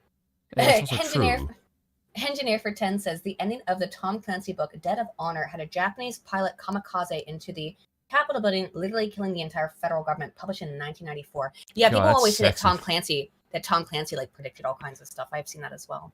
But Tom Clancy has also written like 1 billion books, so at some point you're bound to be right. He's written many, many books. Yeah. Let's get back to Curtis, shall we? You know, you spoke of it almost like escaping from like cult indoctrination or something like that. And I think that's very, very right in a lot of ways. But I think it's also important to remember that when you see the sort of degree of distortion in the present, you know, that is just almost statistically unlikely to be a new thing. And so when you're basically, you know, taking this relatively unquestioned map of the past that you're interpreting sort of literally from the same tradition, and then you're noticing a deviation in the sort of the current era, what you're much more likely to be looking at is something that's more like that. And that you're really, really, really deeply off in your narrative of the past.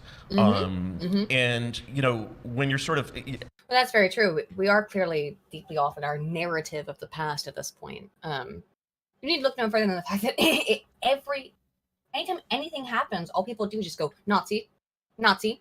Yeah. And in the last video one of the videos that I did, that was only on Rumble, I just said, if you look at that practice, because like V posted a video a while ago where the guy from like the 1950s. All the Nazis have been dead for 80 fucking years, dude. Yeah, but the point that I was trying to make is that this practice of decrying anyone that disagrees with you as a Nazi is a very old tactic indeed. And if you were to be really, really based, then you will go back in time.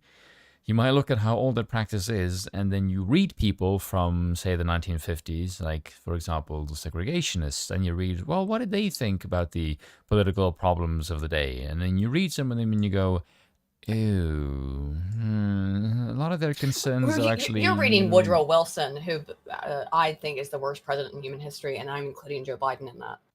Yes, but the point that that I made in my... Okay, so you want to read the point that I made in the thing that I'm writing? Okay, so the point that I made is that where the phrase progressive really shows a curve, or throws a curveball rather, is where it's applied and how. So Woodrow Wilson, for example, he famously said segregation is a benefit and should be regarded as such by you gentlemen. And this was during his reign as president, overseeing the reintroduction of segregation in the federal government. And this was much due to the dismay of Mr. Monroe Trotter, who he was speaking to at the time, who pointed out that the reintroduction of segregation as a means to curb friction between the races was a false one, given that in the prior 50 years, even going through 2 administrations of Grover Cleveland, this was not a problem. But isn't it curious, though, that Wilson was considered a progressive in the early 1900s, and yet he pushed for resegregation. Yep. But several decades later, especially during the 60s, fighting to end segregation was also seen as the progressive position. Yeah, he's worshipped by the left. Yes, so in 1915, Mr. Monroe took issue with progressive President Woodrow Wilson pushing for resegregation as a means to curb racial tensions, and yet here we are, over a century later, and we have racial grifter Robin DiAngelo advocating for the exact same thing as Woodrow Wilson, and for the same reason, and no one bats an eye, almost as if he had a point. Well, he was a progressive, was he not? Then his position has remained salient and consistent. Yes, for 100 years. But isn't it weird that Scott Adams cites polling data? He does not argue for some bullshit abstraction of white guilt, but rather self-preservation and de-escalatory tactics. And yet his position is to create a crime and for which he must be punished. Like, can anyone explain to me how the hell that makes any sense? Of course, it doesn't make any sense, as we all know. It's bullshit. It's look. I hate Woodrow Wilson. I think he might be my most hated president, and you know why. You know what he did. You know what did he do, Spoon? What did Woodrow Wilson do that makes me hate him so much? Well, absolve Europe of its monarchies and weaken the Russian Tsar, and he created the Fed. He created the fucking Fed. Oh yeah, and the CPI. Yep. Basically, fuck Woodrow Wilson. Basically, the beginnings of what you can call the administrative deep state was started by him. Yep. Hey, happy birthday, Patricia's. Happy birthday. What's up, Germany? Fuck Woodrow Wilson. Okay, as I've told you about this before. I said a broken clock is right twice a day, right? Yes. So Woodrow Wilson, who I think is probably the worst president in American history. Oh yeah, and he passed the 19th Amendment. And he passed 19. He did nothing right, did he? Well, a couple. He had maybe some correct opinions on some things, perhaps. However, he was a progressive. He had the exact same opinions as Robin DiAngelo, as you said. I don't think segregation is necessarily correct. Oh, yeah, the creature from Jekyll Island, abso-fucking-lutely.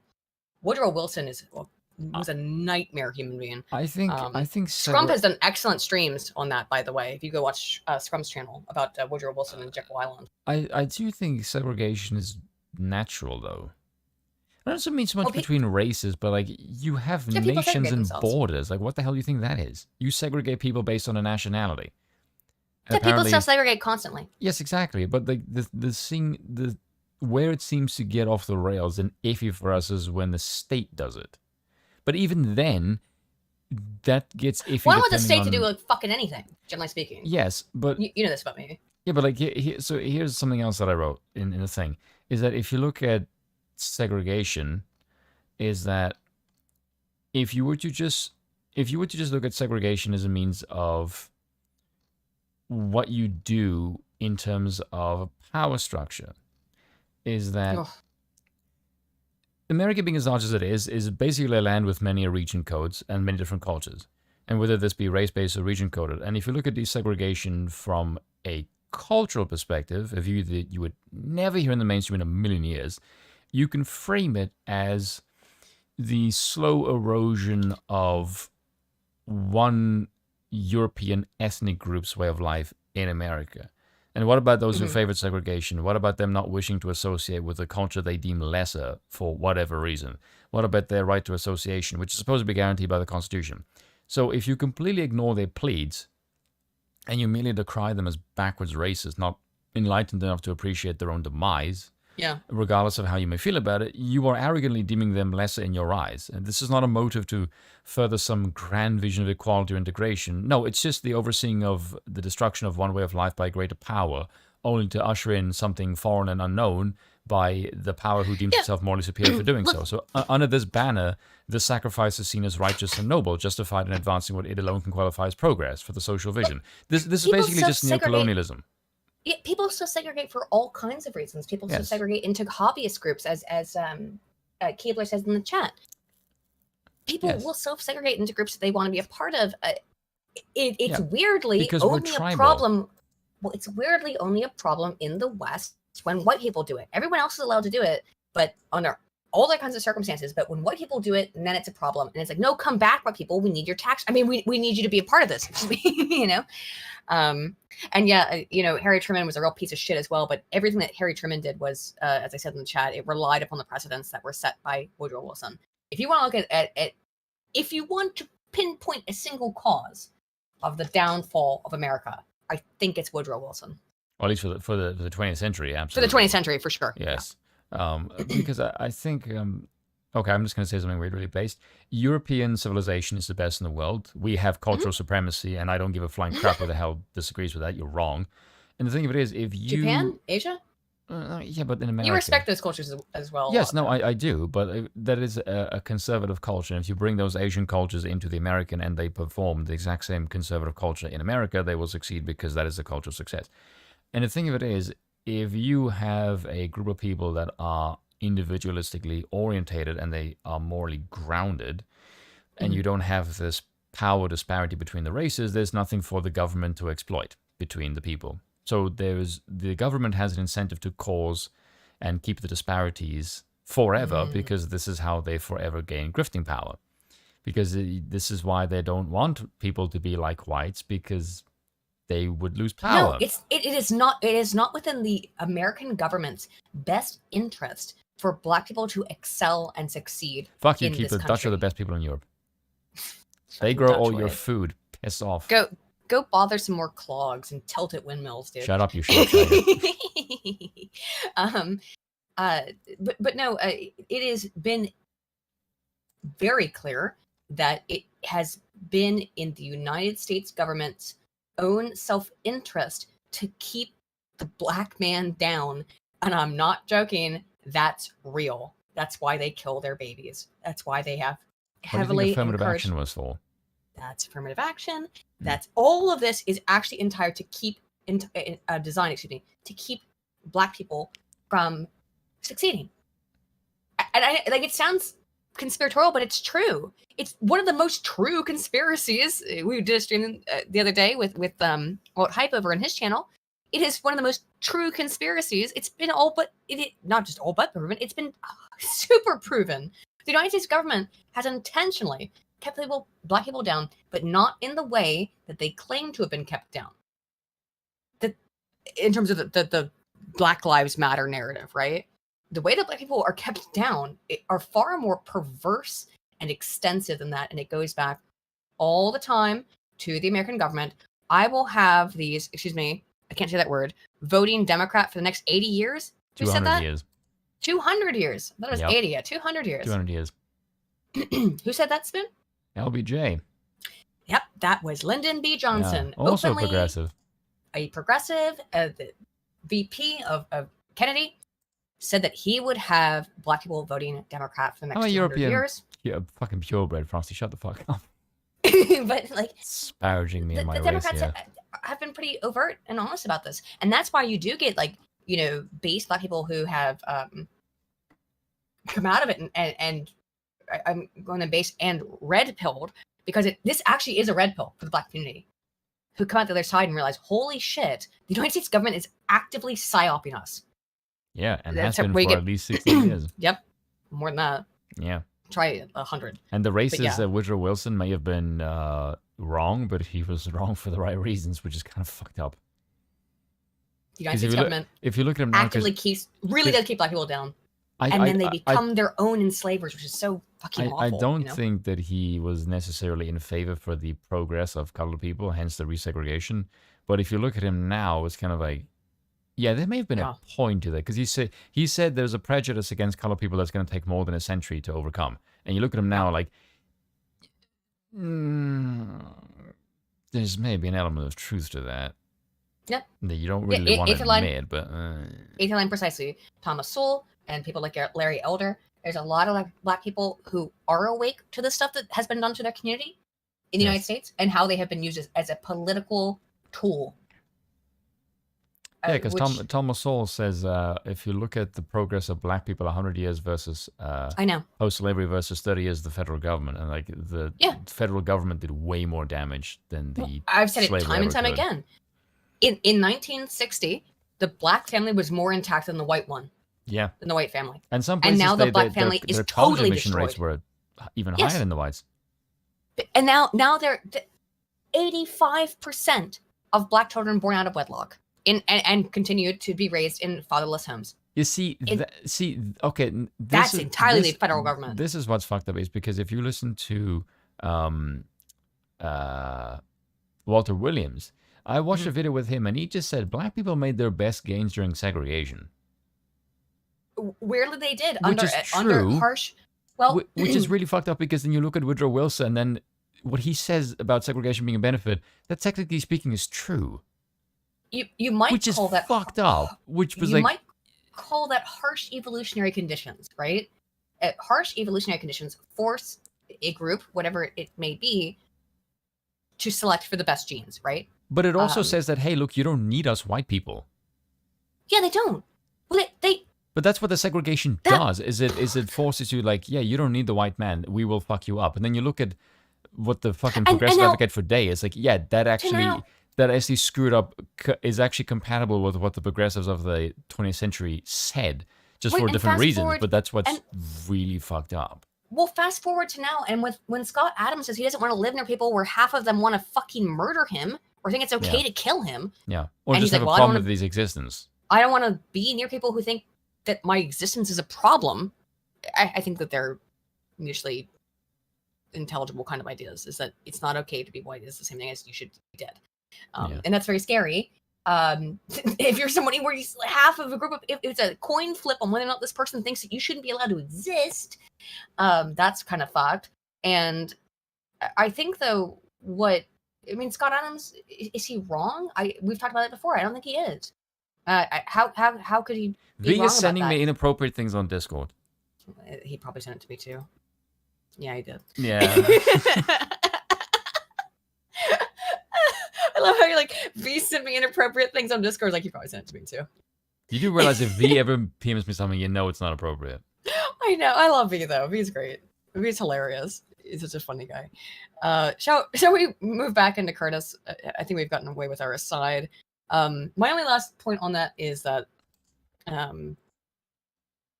Black people need to stand up for themselves and advocate for themselves, and not in terms of. You need to stop listening to white women. Well, what were they so mad at Scott Adams about? Why were they really mad about what Scott Adams said? You my honest opinion? Truly. Sure. What go are off, they King. honest about? Or Yeah. No. Why were they so mad about it? But him just saying, I just don't want to be near you if half of you don't think I should be allowed to exist. V is telling me show to the stream. We can't show this No, on stream, V. B. I mean, it's literal nudity. We can't show that. Yes, giant anime tatas. Like that's no. I think it's because these people want to use whites and their resources, but they want them to be within proximity to still take the blame for when they inevitably fuck up. Because I said this, like, one of my first videos that I did was like making a case for segregation, which is that if you are going to get rid of white culture, which is basically just westernization, what exactly are you going to replace it with? Because you don't have anything better, which is why like any sane person would look at the group and go, which group is succeeding? Which group is top of the hierarchy? White people. Okay, if you want to join the hierarchy, do what they do. You're going to have to culturally assimilate, but that's what every country does. That's normal. So it's weird to think like, oh, you're going to somehow compete with white society, but you're not going to better them or give them any information. No, you're going to keep them subservient to you.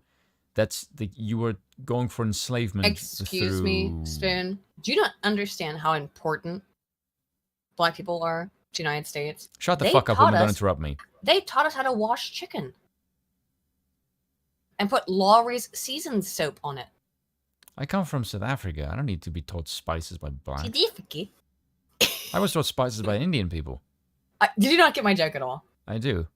Put Lawry's seasoned soap on it. You interrupted me, so I'm going to ignore you. Go ahead. I mean, you ruined the moment now. Sorry. Fuck you. My bad. What were you saying? I hate Lawry's seasoned soap. Let me find the picture. Oh, are you not sharing my screen anymore? Lawry's seasoned soap. Google it. You'll find it, guys. Seasoned soap. That way you can wash your chicken and season it at the same time. Curtis Yarvin, shall we? Actually, like later in your talk, you sort of gave some hints of this. So have you read a book called The Romance of American Communism by Vivian Gornick?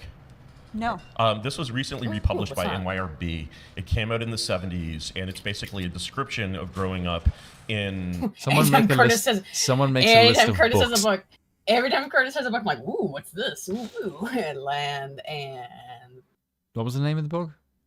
It is called The Romance of American Communism. If you have Kindle, or not Kindle, what's called the audio thing on Amazon, it is free and purchased. Pretty simple with that one. if Curtis tells me to read a book, I'm going to fucking read it, right?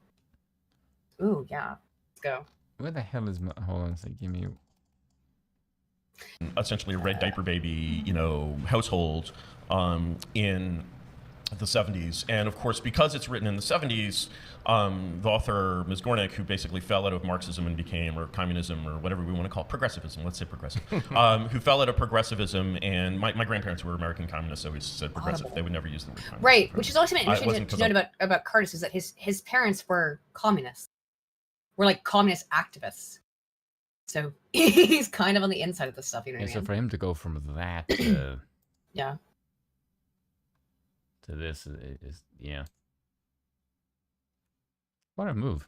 It wasn't because I was a blogger. It was just that was their natural habit. And the word progressive, actually, interestingly enough, is even found in the Venona dispatches, which are basically, encrypted cables from NKVD and GRU agents in the United States. Wow. And going back to the Soviet Union, and when they want to indicate that someone is a fellow traveler or an ally of the party, they say progressive.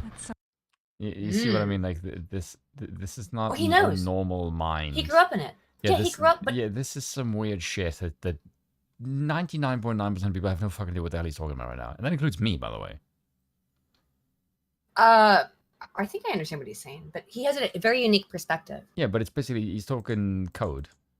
Because you're talking about an underground society, I would imagine. Oh, sure, yeah. So some of that is a little bit coded, right? Yeah, yes. That's correct.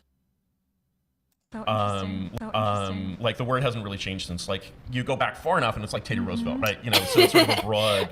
Engineer says that Sargon is woman Sargon is staring at what's her name? Ungar Sargon is staring at him like he's a snack, a little bit. No, I think she's much like myself. Is bruh, like you gotta be kind of in awe of this guy's fucking intelligence. Like, yeah, what the fuck? Like, you gotta be in awe of it a little bit. Not in like a sexual way. It's just like, dude, this guy, he knows everything. It's crazy, right? June Buffer 2 says, real blah pea, don't use soap to wash chicken. Thank you. Well said. I do. Yeah. And then Dreadnought for 5 says, hey, now, blacks have also taught us how to season our streets and rivers. Just look at how well seasoned the countryside of Haiti is. Have you ever seen the... Have you ever seen the... goddamn, that is... wow. Have you ever seen the Ganges? That's a very well-seasoned river. The Ganges is a very, very well-seasoned river, full of delicious corpses. Very delicious. Tasty. Love it. Fucking hell, it's not often that Chad is spicier than I am. Dreadnought, damn, man. That's next level. God damn, that's fucking rough. That's like one very of those super chats like, river. yeah, you have to...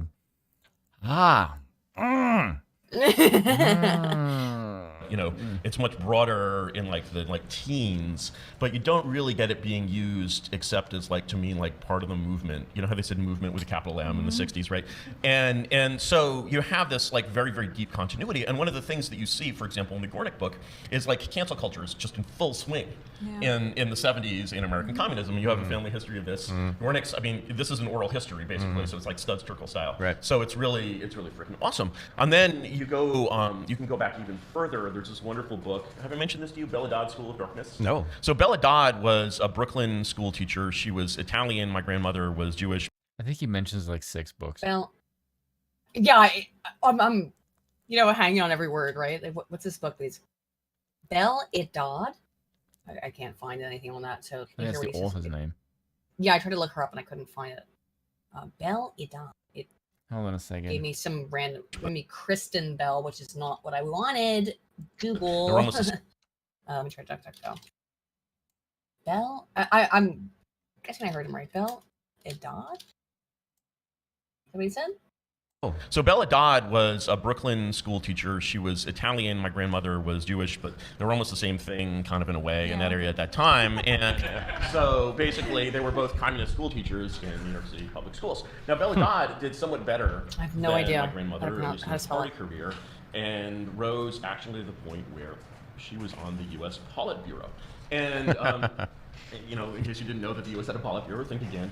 And the U.S. Politburo was led by, you know the name Earl Browder? No. Browder, you know Browder. So Browder was the long-term head of the CPUSA, Oh, and Bella he was Dodd. basically, well, of course he was a loyal servant of Moscow. You had to be like the shack. What's it called? The Book of Darkness. Her name is Bella Dodd. I heard a Bell Ed Dodd. I don't know. Bella Dodd. Yeah, Bella Dodd.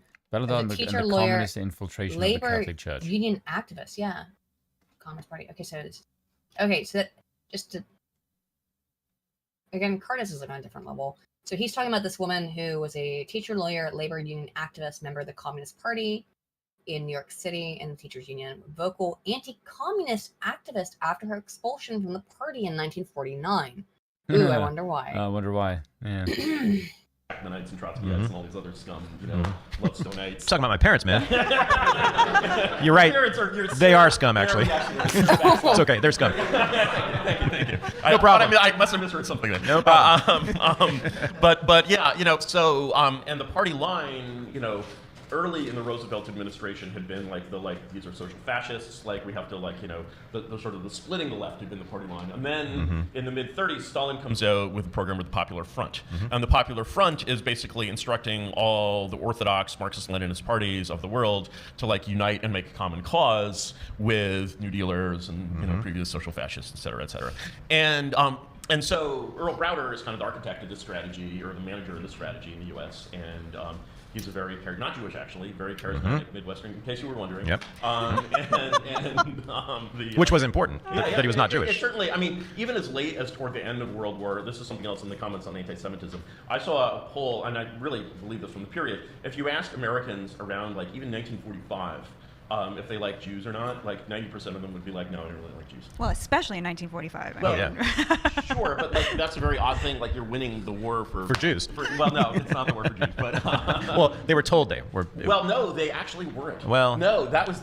Okay, so he gives a World War perspective on the Jews that is so fucking good, because you realize that, oh my god, that is literally what they cannot say. Well, Curtis is allowed to say it because he's a Jew. Well, he gives the matrilineal the way that stuff, Hitler framed the propaganda was so fucking good. Well, he did. I don't want to spoil it, but there's this moment where like, not, god damn, that was really fucking good. I haven't seen this, so I don't want to step on it either. Oh god, oh, you haven't seen this? No, I have not. Real quick, Junebug for 2 says, I can't say black people in my last super chat. Thank you, Junebug, though. I go even. And then Carlos Marungo for 2 says, smoke alarm beep. I did hear the smoke alarm beep. Not in this one, but in so many of those TikTok videos, people eating fucking cornstarch and shit. Was there smoke alarm beep in this? No way. I don't know shit. I do. I think I know what you're talking about. It's just like, beep. People eating cornstarch and frying chicken with a smoke alarm beeping in the background. It's frying chicken that they cooked in Lawry's seasoned soap, bruh. By 45, yeah, right. Hitler was saying it later. Was more about Jews. That's right. No, it was much later. Later, yeah, that's like, right. Actually, like, no, it's not mentioned in the propaganda you're right. at all. And it's all about Hitler taking over the I really wish they'd turn Curtis's fucking mic up, dude. Well, yeah, it's a slightly less, like, you know, like the later reason we had for doing it, which wasn't the reason at the time, was the better reason. So there was that. But in any case, it doesn't even sound like his mic's on. Back to the story of Bella Dodd. So she's a Browderite. She's one of Browder's people on the Central Committee. And then Browder, after the war, as like Stalin goes into his Cold War strategy, his mic's not on. He's like, no, now we're going back to being the enemy of the social fascists. He's basically like, all these New Dealers really thought during World War II that like Stalin would be their strong right arm and help them rule the world. They really believed this United Nations thing was going to work. And it just didn't, and because Stalin didn't want to be anyone's. Well, this is really frustrating. Again, I haven't seen this, man. His mic's not turned on. You're hearing his mic through, I'm sorry, what's the other guy's name? Thaddeus Russell. You're hearing it through Thaddeus's mic. Like, that's really frustrating. And it's always difficult to kind of understand Curtis because he talks really fast and he's It also doesn't help when you have the fucking thing bumped up to 1.5, and Curtis does not talk fast. What the fucking hell are you smoking? Oh no, no. Sometimes he can. That's why I turned it up to 1.5, is because he talks slowly. But which just sounds really contradictory. But my point is that sometimes he can. When he talks fast, he talks fast. He gets a bunch of words out real quickly. But his mic's not turned on, which stinks. Oh well. Let's continue. I don't like the fact that I can't fucking hear him well. That's it. Suga, I think they say in Russian.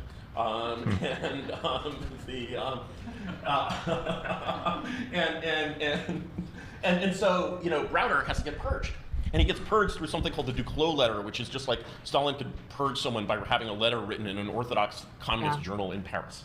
So Browder has to go, and the Browderites also have to go, and the Politburo has to be cleansed of these deviationists, right? You know, and so Bella Dodd has to be purged. And the interesting thing about the way they purge Bella Dodd is that they basically accused her. Now, the word racist was not even used at the time. They said white chauvinist. They accused her of being racist to her Puerto Rican building superintendent in a secret kangaroo Communist Party court. So basically, this thing of like being sort of accused of this like offense against group narcissism, you know, that has happened all over the world, you know, all over the country now. You had to be on the Politburo for that to happen to you. And like, and so, you know, this is a sort of deep and old tradition, and it's really. Let me give you another example, which may resonate as someone who's in English literature. So you might know the name John Deus Passos. Oh, thank you. He's going to spend the rest of the hour showing how few books I've ever read in my entire life. So he did this. It's okay. He did this yesterday to Ben too. Yeah. Let me just like put you at like just assume I have read nothing because I am a deeply ignorant person. So just assume I have read nothing, and I'll let you know if I have read any of the books you mentioned. Deus Passos.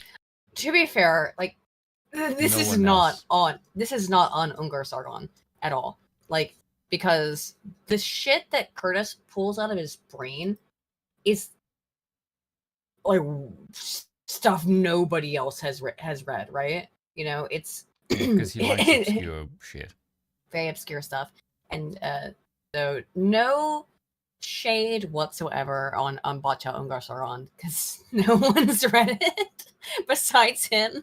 He's just again a library of knowledge.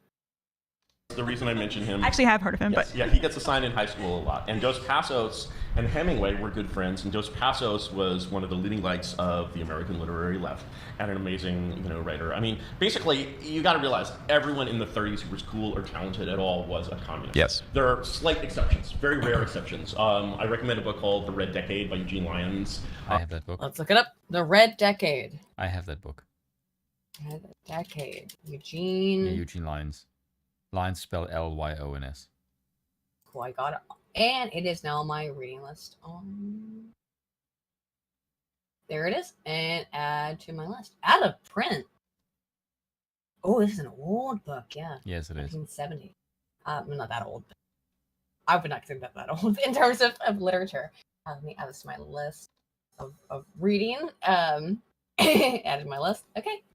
The Red Decade. Classic work on communism in America during the 30s. Yep.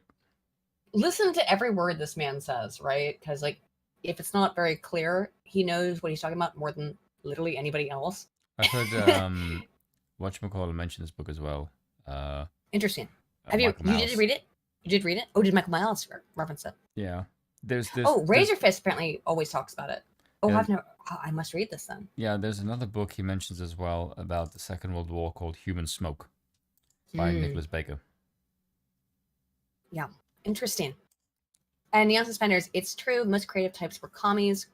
Also, they don't want to work and sit around and make art. And he puts art in quotes all day. True. Difference today is that they create, what they create is shit tier. Yeah, because it's all about like a dismantling art, dismantling beauty. Because it's part of their deconstructive nonsense. That's just like, these were the superior views, just no question about it. They were the best, right? And I'm sorry, maybe I'm parochial there, but they were the best. And they had the Jews also.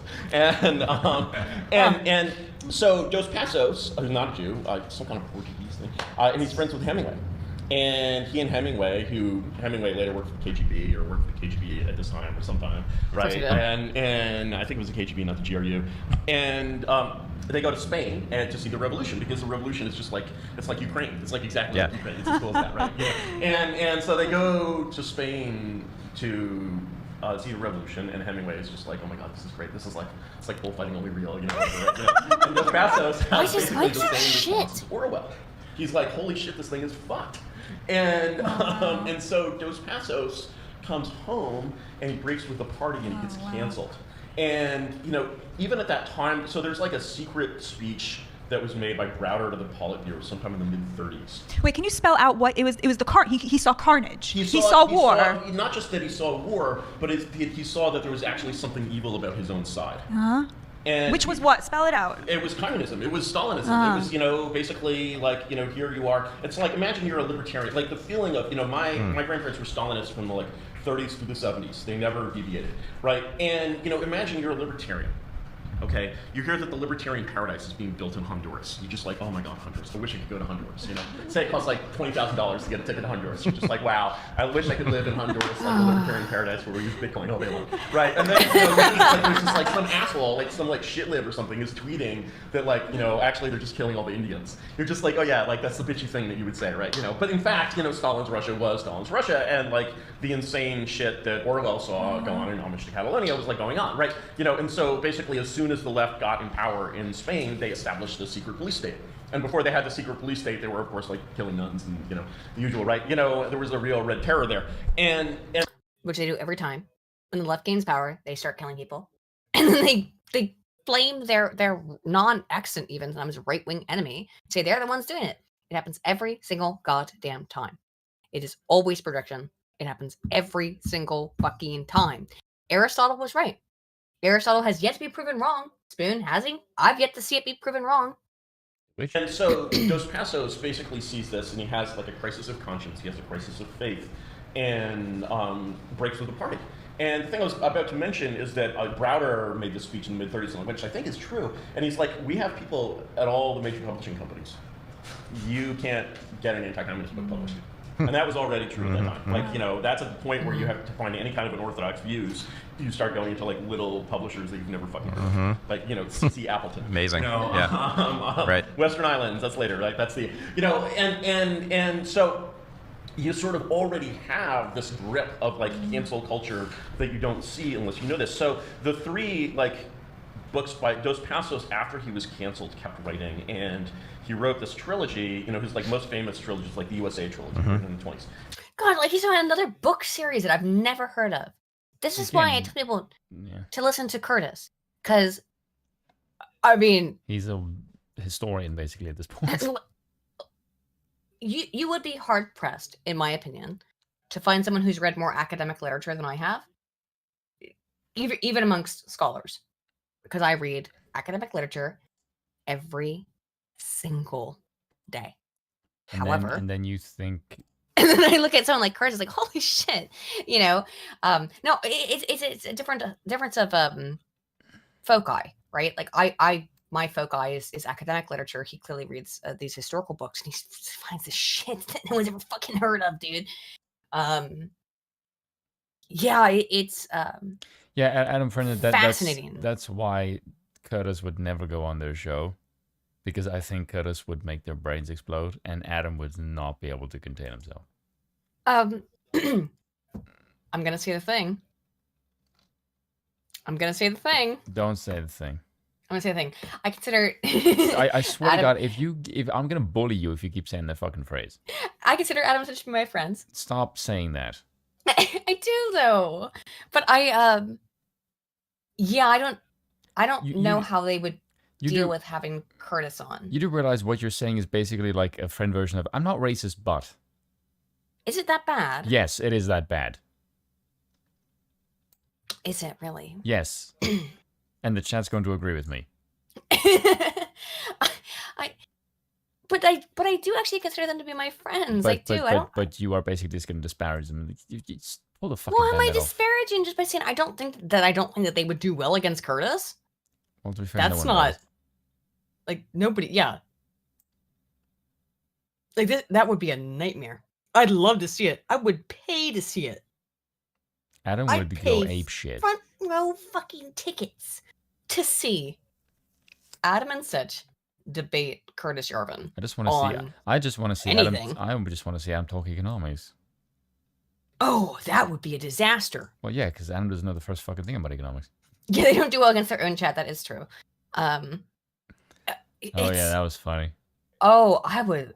I watched Hard Bastard listen to that stream. I love HV. Oh god, it was great fun. Just to see Sitch snap. I mean, it was kind of nuts. I really, oh man, that would be fantastic. I would love, and I think there's a reason why they don't invite him on, even though, and that's what I told them in the chat when they were talking to Dev about it. I was like, just invite him. He's like the most fucking open person on earth.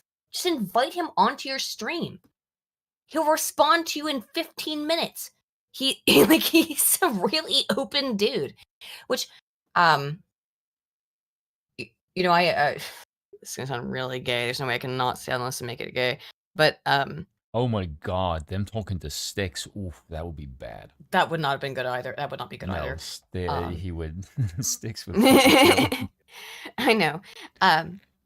I really, really respect Curtis. He's somebody who I look up to a lot politically. So I do have a little bit of maybe is it imposter syndrome? I don't know what it is, but in my really gay email that I sent him, I was like, "Oh, hello." Yeah, even in written form, Aiden can't contain her lady parts. It's not that I want to fuck him. You make it sound weird. It's intellectual pure, lady parts. It's pure intellectual lady parts. Respect. Yeah, I guess so. Yeah, intellectual lady parts. Maybe it's a good way of saying it. How about Razor Fist? Oh my god, I would like to see. I would like to see Adam and Sitch versus Razor Fist and Sticks. God, that'll be fucking funny. On what topic though? Because they disagree on a lot of things. Everything.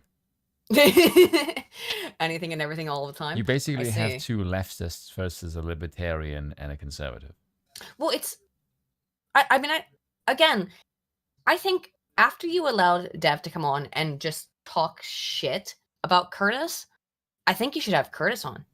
And you know why they won't? Well, yeah, because he would kill them. They're not Curtis interested. being the most mild-mannered person in the universe would kill them while being mild-mannered. I don't think that they could in any way kind of come back against that. Yeah, but the thing is, like Academic Agent pointed out, is they're just leftists masquerading as liberals. But they do all the tactic of a typical leftist, and nowadays they won't have anyone that disagrees with them. And if they do, it was like over a year ago. Like now they're just basically the ones carrying buckets for the regime. Plain and simple. Like, there's nothing about them that's in any way controversial or deviating away from the current thing. Like you're basically like anti-woke, but that's as far as you go. Well, it's been sad to see, in my opinion, because say the words again. No, stop it. I like these people. No one cares, Aiden. I know that nobody cares, but So stop saying it every single fucking time and just say what you have to say. Because I feel like I have to preface it because Why? otherwise Everyone knows it already. Dreadnought for 5 says Adam and Sitch would just do to Curtis what they did to the distributist. Strawman, insult, and ultimately prove they're too stupid to understand. I swear to God, woman, if you're gonna say, well, I consider I will beat your brains. No, I'm not saying. What I'm about to say is that I would hope that they would not, but I think you're probably not incorrect, Dreadnought. And if they couldn't do that with Academic Agent, how do you think they're gonna handle the whole bug? Just ask him to come on. He's super open. The only reason I haven't done it is because I'm too fucking scared. I've been scared for. Do you honestly for 2 years? Do you think or a year that to they ask would him at on? this point in time bring in anyone that's gonna beat the crap out of them? Why do you think they don't have Sargon on anymore? Well, there's a reason why I think they don't have Sargon on anymore. Yeah, because Sargon will bitch slap the shit out of them. It took him like 2 fucking hours to explain to those two nitwits what the hell scientism versus science is. For God's sakes. That was one of the most bizarre streams I've ever seen in my because it's really fucking obvious. It takes 30 seconds to explain the difference. It doesn't take 2 fucking hours. Why did they argue about it for 2 hours when it was prima facie obvious what scientism is versus science? Yes. The one is a quasi-religion, and the other one is the scientific method. Like, fucking hell, that took me 5 seconds.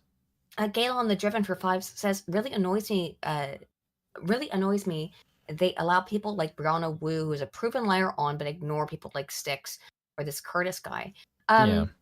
Like I've said 5 times over now. Because it's a comedy show. Yeah, it's a comedy show.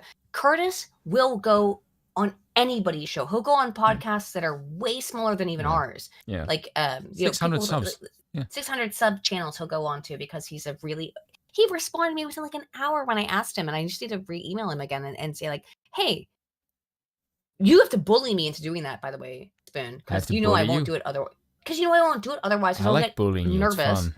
I know it's your favorite hobby, but like you know I won't do it otherwise because I do have this. My best friend is a girl, and she deserves to get her ass kicked once in a while. What's the right word to describe it? Reverence? Like I don't know. Look, I have my field, right? I have my lane, and I know a lot about my lane, and yet I feel like a fucking moron every time I hear Curtis Yarvin talk. Just because he talks about something you don't know. Well, because he's just a fucking library of shit. Yes, you would feel stupid next to anyone who knows something about something you don't and you know very well. That's not. That's human. True. That's true. Yes. That's true, and I think it's something we actually should. I would feel really inadequate about my cooking standing next to a head chef. Right. I guess that's true in that. You think too much. Oh, no shit. But whereas I don't. I'm not that worried about it. I'm like, this guy knows more than me, so my main thing is to shut up and listen. It's very, very simple. Again, I'm a guy. We think in very black and white terms. Right. So whereas I'm like, and again, I don't know why I would call I'm you a scared rainbow, of. but that's kind of gay. This is gonna sound like if he watches this in the future, this is gonna sound so gay. But I've been terrified of messaging him for years because I've always wanted to talk to him. It's like this is like if we ever had him, I'm just gonna. There is no way. There is no way I can say this, which doesn't sound like I'm a fangirl. Because there's no way I can say it that doesn't make it sound that way. It's gonna sound that way.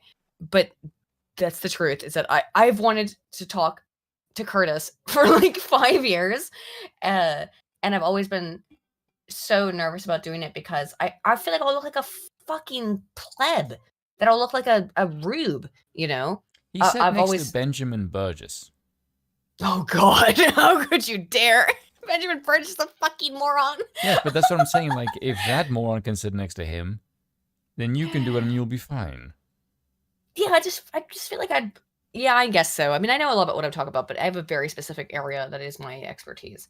Yes, Cole, but I'm not worried about the fact that she makes me seem like much less of a nerd. I'm fine with that. I'm a big nerd. It's all right. You look like less of a nerd always. I thought I was a nerd at some point, and then I met actual nerds. And like, holy shit, I'm not a nerd. Right? You had no idea what a nerd was. No. What would I ask him? I think what we would want to ask him right now is to respond to that to Dev's attempt at debunking him. Now, I would just like to ask him more about his perspectives and how. Oh sure. Yes. Oh my God. Yeah. In general, I'd love to talk to Curtis about his perspectives on monarchy, but. I also, I was for the last year I've been looking for impetus to ask him to come onto a stream, and if Dev does this video, which is like, well, Dev, where's your trucker video? It's been over a year. I'm not trying to talk shit about Dev, but like, come on, dude, like, where'd that video go? And he's now saying he's done this huge project, and maybe he is, because look. I'm not talking too much shit. Aiden, you must realize you will hang piss on. them off and offend people. Let me tell you why. Because people asked me, "Where's your Eliza Blue video? Where's your Eliza Blue video?" Because it took me 2 months to make. So it's fine. Like sometimes it takes people a while to make a video, and that's understandable. But Dev, you better you better actually make this fucking video on Curtis Yarvin, so that or on oh God, what's the name of the book again? Or the writing. Which one? Open Proposal to Open-Minded Progressives. Oh, yeah. So, great book. Deb thinks it's hilarious. Adam thinks it's hilarious, apparently. Adam hasn't read the fucking book. Adam's read 4 books. And I love Adam, but, like, he's read... Again, if you keep saying that, I will start... I won't! and smack me across the internet. Yes. Do it. I'm Gonk you over the sorry. head. I can't help myself, but I don't Yes, like I to. know you can't help yourself. That's why I'm here to bully you into stop being stupid. Because I don't like to be mean to people. If So I who disagree. cares? Because I care. Okay, let me ask you a serious question. Is you prefacing your insult with that going to make any fucking difference, one way or the other, whether you say it or not? Is it an insult? You're presenting it as one. What? You said you don't want to be mean. I think Adam, by like his own admission, has only read like 4 political books. Okay, good for him. Which would be which are Guns, Germs, and Steel. Guns, Germs, and Steel.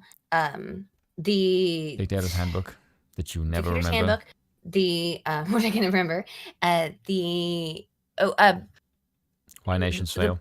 Why Nations Fail, and then the one book that's about the social science book, the actual real one, which is called what? The actual book about the left-right divide under the social psychological paradigm of how people tend to fall into one or the other group, which is by Jonathan Haidt. Jonathan Haidt. Thank you. He read the one Jonathan Haidt book. So those are, I think, the 4 that he's read. And look, am I flexing by being like? I mean, that's nice. I read 1,000 pages of research every week, dude. Cole, I didn't think you were attacking me. That's more Aiden's thing than mine. I'm more in the case of if someone knows more than I do, I just shut up. I don't. Yeah. The Very Hungry Caterpillar. I'm sure he's read that one too.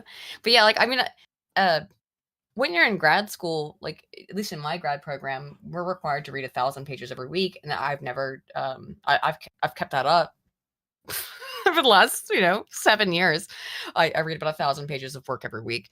I would say on average, probably about that. So sorry, like, and this is not to like dunk also on Adam because I know he has dyslexia.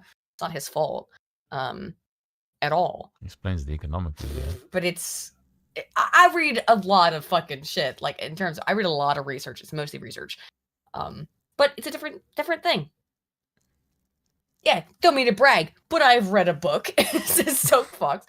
Sick Fox. Yeah, I know. It's funny, right? Let's go back to Curtis. And he wrote this trilogy called the Washington Trilogy, one which is 3 novels, one about American communism, one about American populism, and one about American liberalism. And like the liberal one is like set in the midst of the New Deal, and it's like what the fuck happened? Why did he go back? Did he just go back to this X-Files clip for you? Heard this, which is the lineage of Barack Obama one. Well, I've got my own. Hang on, I clicked the wrong button. What did you just do? Women. I think we're about like 17 minutes. Okay. 11 heard this, which is the lineage of Barack Obama one. Well, I've got my own lineage of Barack Obama, but go ahead. And so you sort of already have this grip of like cancel culture that you don't see unless you know this. So the 3 like books by Dos Passos after he was canceled kept writing, and he wrote this trilogy. His like most famous trilogy is like the USA trilogy written in the 20s. And he wrote this trilogy called the Washington Trilogy, one which is 3 novels, one about American communism, one about American populism, and one about American liberalism. And like the liberal one is like set in the midst of the New Deal, and it's like a Roman clef. He knew these people, right? And if you order these books, at least this is true a few years ago, if you order these books on Amazon, you will get pirated OCR editions. Wow. And so, I can't it's find just this either. like the sort of the roots of like what we're talking about grow just incredibly deep. Here's another example. I think I used this on you a while ago, but maybe, people haven't heard this, which is the lineage of Barack Obama one. Well, I've got my own lineage of Barack Obama, but go ahead. Let's hear yours. So CIA. But interesting. Let's hear it. It's the same thing. Let's hear about his communist past. Sure. Okay, there are some people who disagree with about this, but I think it's pretty well established who was Barack Obama's mentor and or ghostwriter. Well, and certainly professionally associated with, we know. You talking about Obama heirs? had a ghostwriter for his book. Yeah. So some people dispute this. There's no denying that Barack Obama came to us out of the New Left, that he's basically, he's a member of like the New Party. He was a new leftist, totally unremarkable, normal thing to be. And of course, so was Bill Ayers, and Bill Ayers was the leader of the organization. Spoon. The Weather Underground. The Weather Underground. Could I show my screen for just a second? I have a picture of Obama's book that I'd like to show to the chat so we can all see this, because it's very important that you understand the actual title, totally not a meme, the legitimate title of Barack Obama's book. This is it.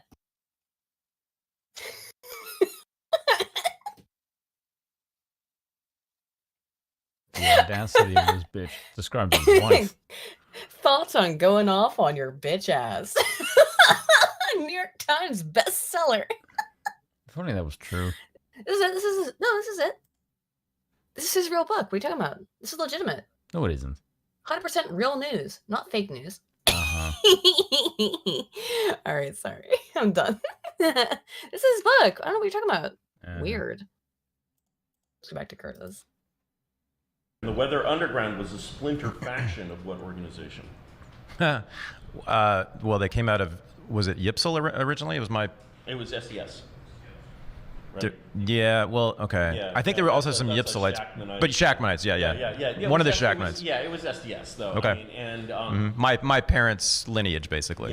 The Trotskyists, left-wing Trotskyists. And SDS was the youth wing of what organization? The Labor, LID, right?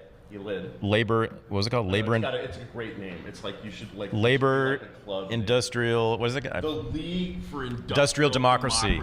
Yeah. Incredibly fucking based, and that was the name of this organization that between the 20s and the 50s. I don't know, but yeah, it's sort of the names are pretty interchangeable, but you can sort of mark. You can map things by these names. So the original name of the League for Industrial Democracy was originally founded in, I believe, 1903. And it was some of the founders' names that you might recognize are Jack London, Upton Sinclair. Now this is 1903. There's no like Moscow Gold involved here. This is purely indigenous. One of the big mistakes of American anti-communism is identifying communism as like a foreign movement. As Earl Browder said, communism is as American as apple pie. And so you had and the original name of this organization that was founded in 1903 was the Intercollegiate Socialist Society. And now we can even go back further than that, because one of the founding members of the Intercollegiate Socialist Society was a fellow named Thomas Wentworth Higginson. Now, Higginson was a Boston man. He was an essayist. You can read his essays, actually, and they sound like they've been transcribed from NPR yesterday. Like they're like completely in the sort of ruling American intellect. It reads like Andrei Codrescu or something, right? And Higginson is mainly known in English departments, at least, for being the guy who discovered Emily Dickinson.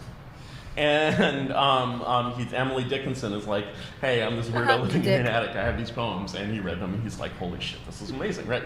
So so this is a figure who's made a name for himself in American letters, but he's also one of the founders of the Intercollegiate Socialist Society. And you know how there's like, if there's like this sort of like Zabriskie Point, you ever see Zabriskie Point? Like there's this like little 60s like socialist meetup or whatever, and then and always when you have these like little groups, there's like some old guy in the room who's like from this like some like totally forgotten era, right? And Thomas Wentworth Higginson is that guy in 1903, and he's so old that he was involved in a previous generation abolitionism of American radicalism, and he was in fact a member of a group. If you thought the League for Industrial Democracy was a great name and kind of comic book, let's try the quasi-organization. Yeah, it's very comic-like, isn't it? Thomas Wentworth Higginson was part of as a young man. It was called the Secret Six. And may I tell you what the Secret Six was? in the business of doing? There's a very simple answer. They were in the business of funding terrorism.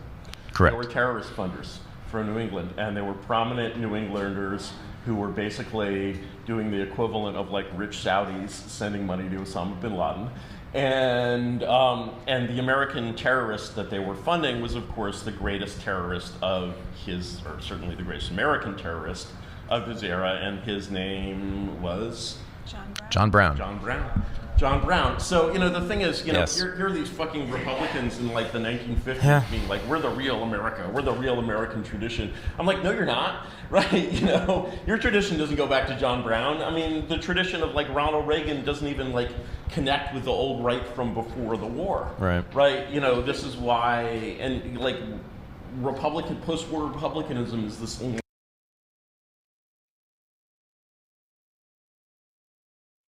Yes. Like entirely invented thing. I mean, like even to the point where, in 1940, they run Wendell Willkie as the Republican candidate. Wendell Willkie had been a Democrat until 6 months before the election. He agreed with FDR on the major issue of the time, which was whether to start a war in Europe.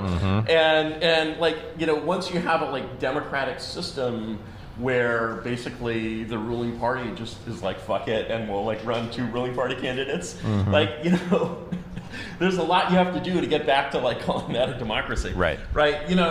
And I mean, what we think of as like the administrative state, the deep state, is essentially just the like bureaucratic remains of like FDR's socialist dictatorship.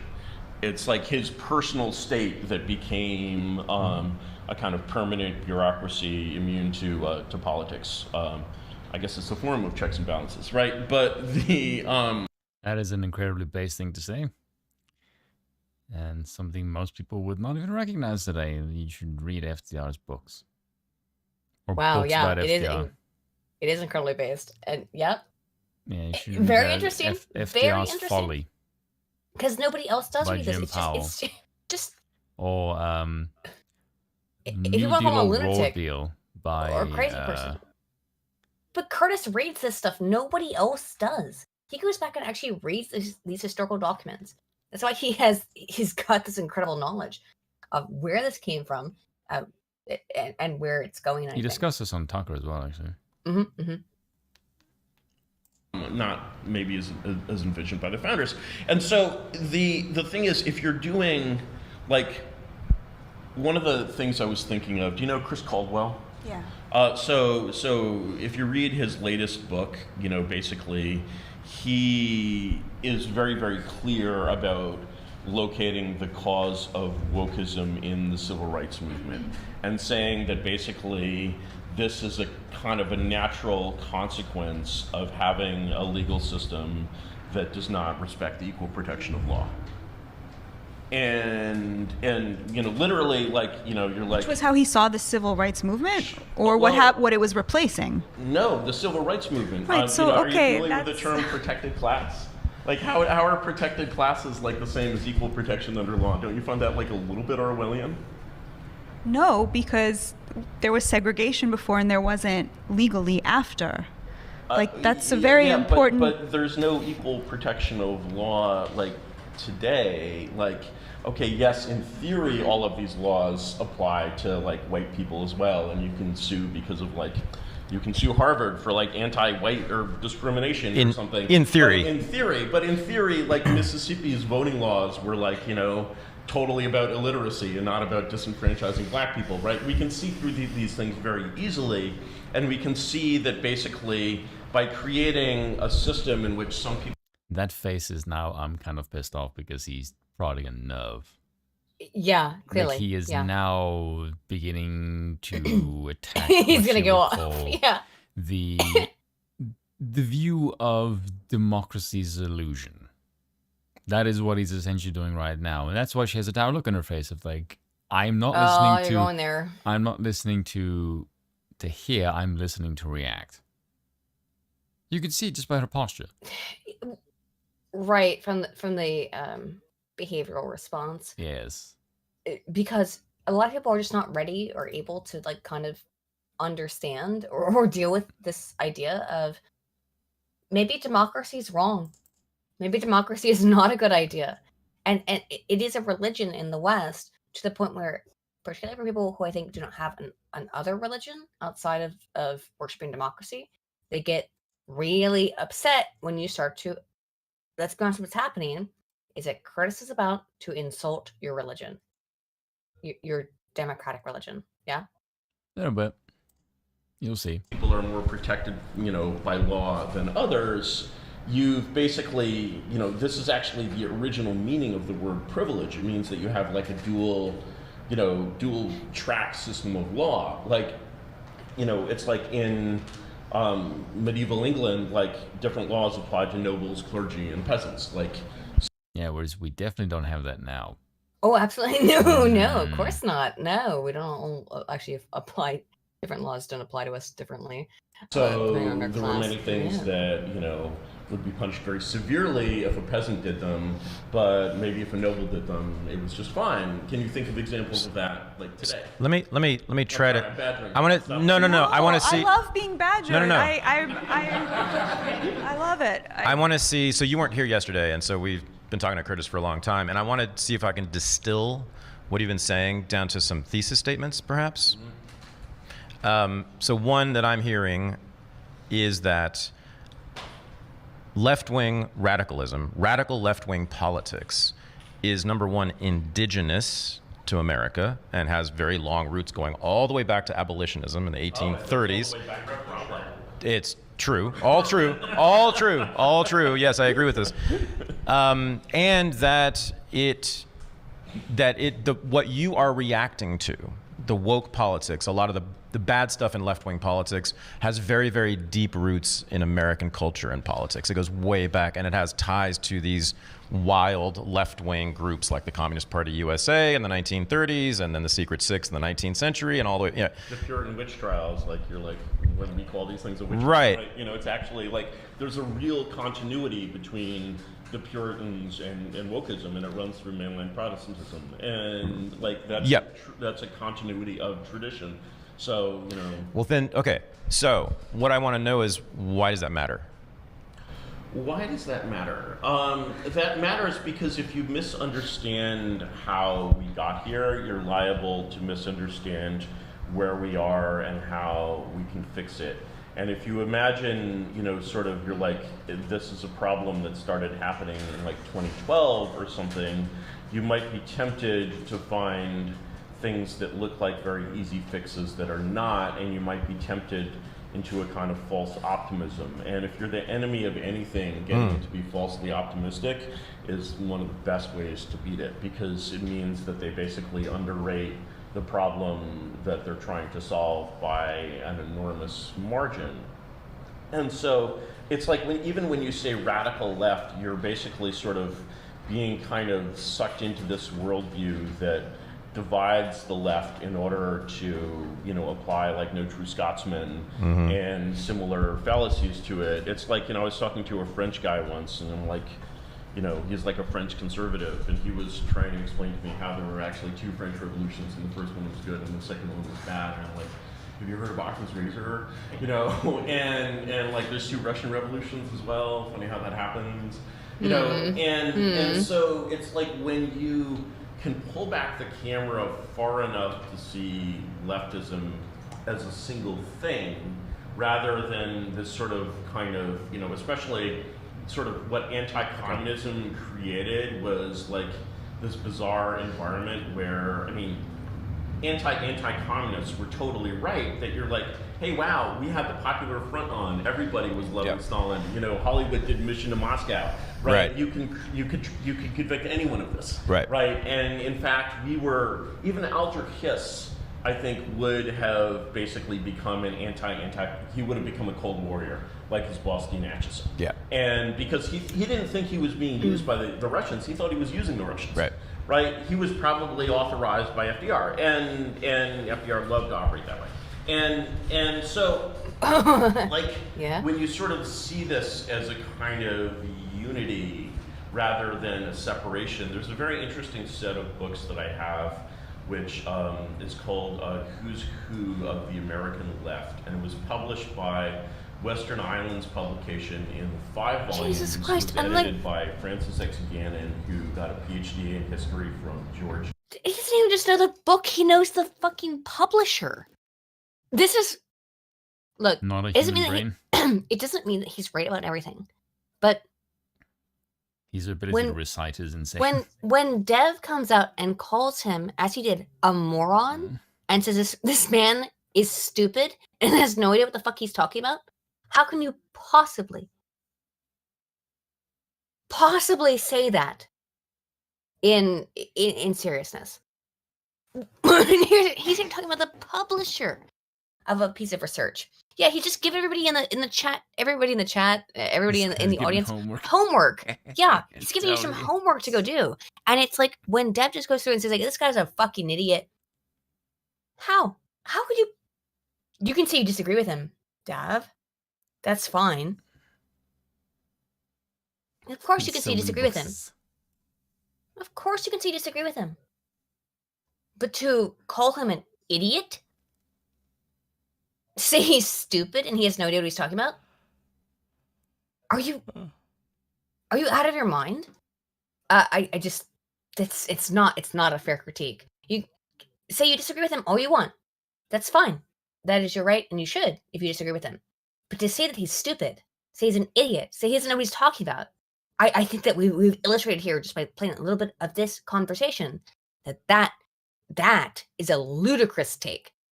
Well, I know Adam called him a madman. Yeah, he doesn't know what he's talking about. Yeah, that he's an idiot. He's a madman who has no idea what he's talking about. He's just an idiot. Yeah, Adam said that. Adam said that Molbach has no idea about economics or the nature of power. Right. That he has really, no Adam? idea. You've read 4 books. Come on, dude. Like, come on. Like, well, that's by Adam's own admission because he does have dyslexia, and it's hard for him to get through books. I understand that. It's totally understandable. But like, how could you, in any imaginable way, say that this man who's just sitting off this, like, everything he says is cited. He's not said a single thing that isn't cited by a piece of literature. And you could disagree with the literature, but would you want to go read that? Are you going to go read that? No, of course not. Maybe he's wrong. I don't know. But yeah, a lot of it's very bizarre and probably like not easily foundable. I found the American trilogy you mentioned before. Oh, did you? Okay, cool. Yes. So it's quite long. It's over 1,000 pages. Yeah, I don't know. In 3 novels, basically. Oh, I could read that like a day, but I'm not talking myself up. I'm just used to doing that. I'd probably want to take I'd probably want to take like 3 days to read that. It's very silly to pretend as if this man is an idiot when he's just out here citing these massive 1,000-page long books that he's read that no one's ever heard of. Oh, it's good to see Spoonie streaming again. You don't know who that is. Don't worry, Spoon. It's not you. It's someone else called Spoonie. Spoonie. Spoonie. You don't know about Spoonie? I know who Spoonie is. That's why I know Bill wasn't talking about me. If Bill called me Spoonie, I'd say like, "What the fuck's wrong with you, Bill?" It's really Errol Martin is correct. To be fair, there are a lot of well-read idiots. Yarvin compiles his knowledge into a holistic view of political history, though. That's the truth. Yes, you're completely correct in that there are a lot of well-read idiots. Curtis Yarvin is not a well-read idiot. You can disagree with him all you want, and you might be right to disagree with him. But to call him stupid or illiterate, which is, I mean, that was my interpretation that I got from Dev's response to assessment. Open proposal to open-minded progressives, is that he's just a fucking moron. I have no idea how you could come to that interpretation. You don't have to watch him. You could read his book without... Look, okay. Dev went into that, and I've talked about this before. Dev went into the, I'm going to call it an attack on Curtis Yarvin. And Dev's probably never going to talk to me again, which is fine. So I'm just going to say what I fucking think then, okay? Dev was pretty open with me when we did used to talk, which was that his attack on Curtis Yarvin was an attack on me, indirectly. It was to debunk our monarchical position and prove how we're super fucking stupid and dumb, big dum-dums, and wrong on everything. Now, you could have actually done that, by the way. You could have actually done that. I mean, you could have tried to, instead of just being like, Curtis Yarvin is bad and a big stupid idiot, which is basically what you ended up doing. So, I mean, I don't know. I'll wait for the video. I'm excited to see it come out. I would really like to watch it with Curtis, and so we could respond to it all together. That'd be really fun. I don't think it's interesting though that you won't talk to Curtis. Dev. If you're gonna, one of the things that you're also accusing him of being is a Nazi, by the way, because of course, every time, or very, very heavily implying that he's got fascistic or will lead to fascism. His ideas will lead to fascism. Oh, who fucking cares at this point? I know. So,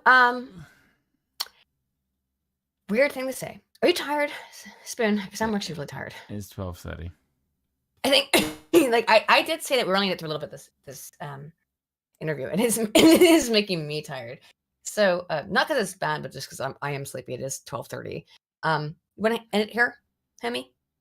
Sure, why not? All right. If you want to watch the rest of the video, I will. I'm sorry for not getting through it, guys, but I'm like actually getting kind of tired.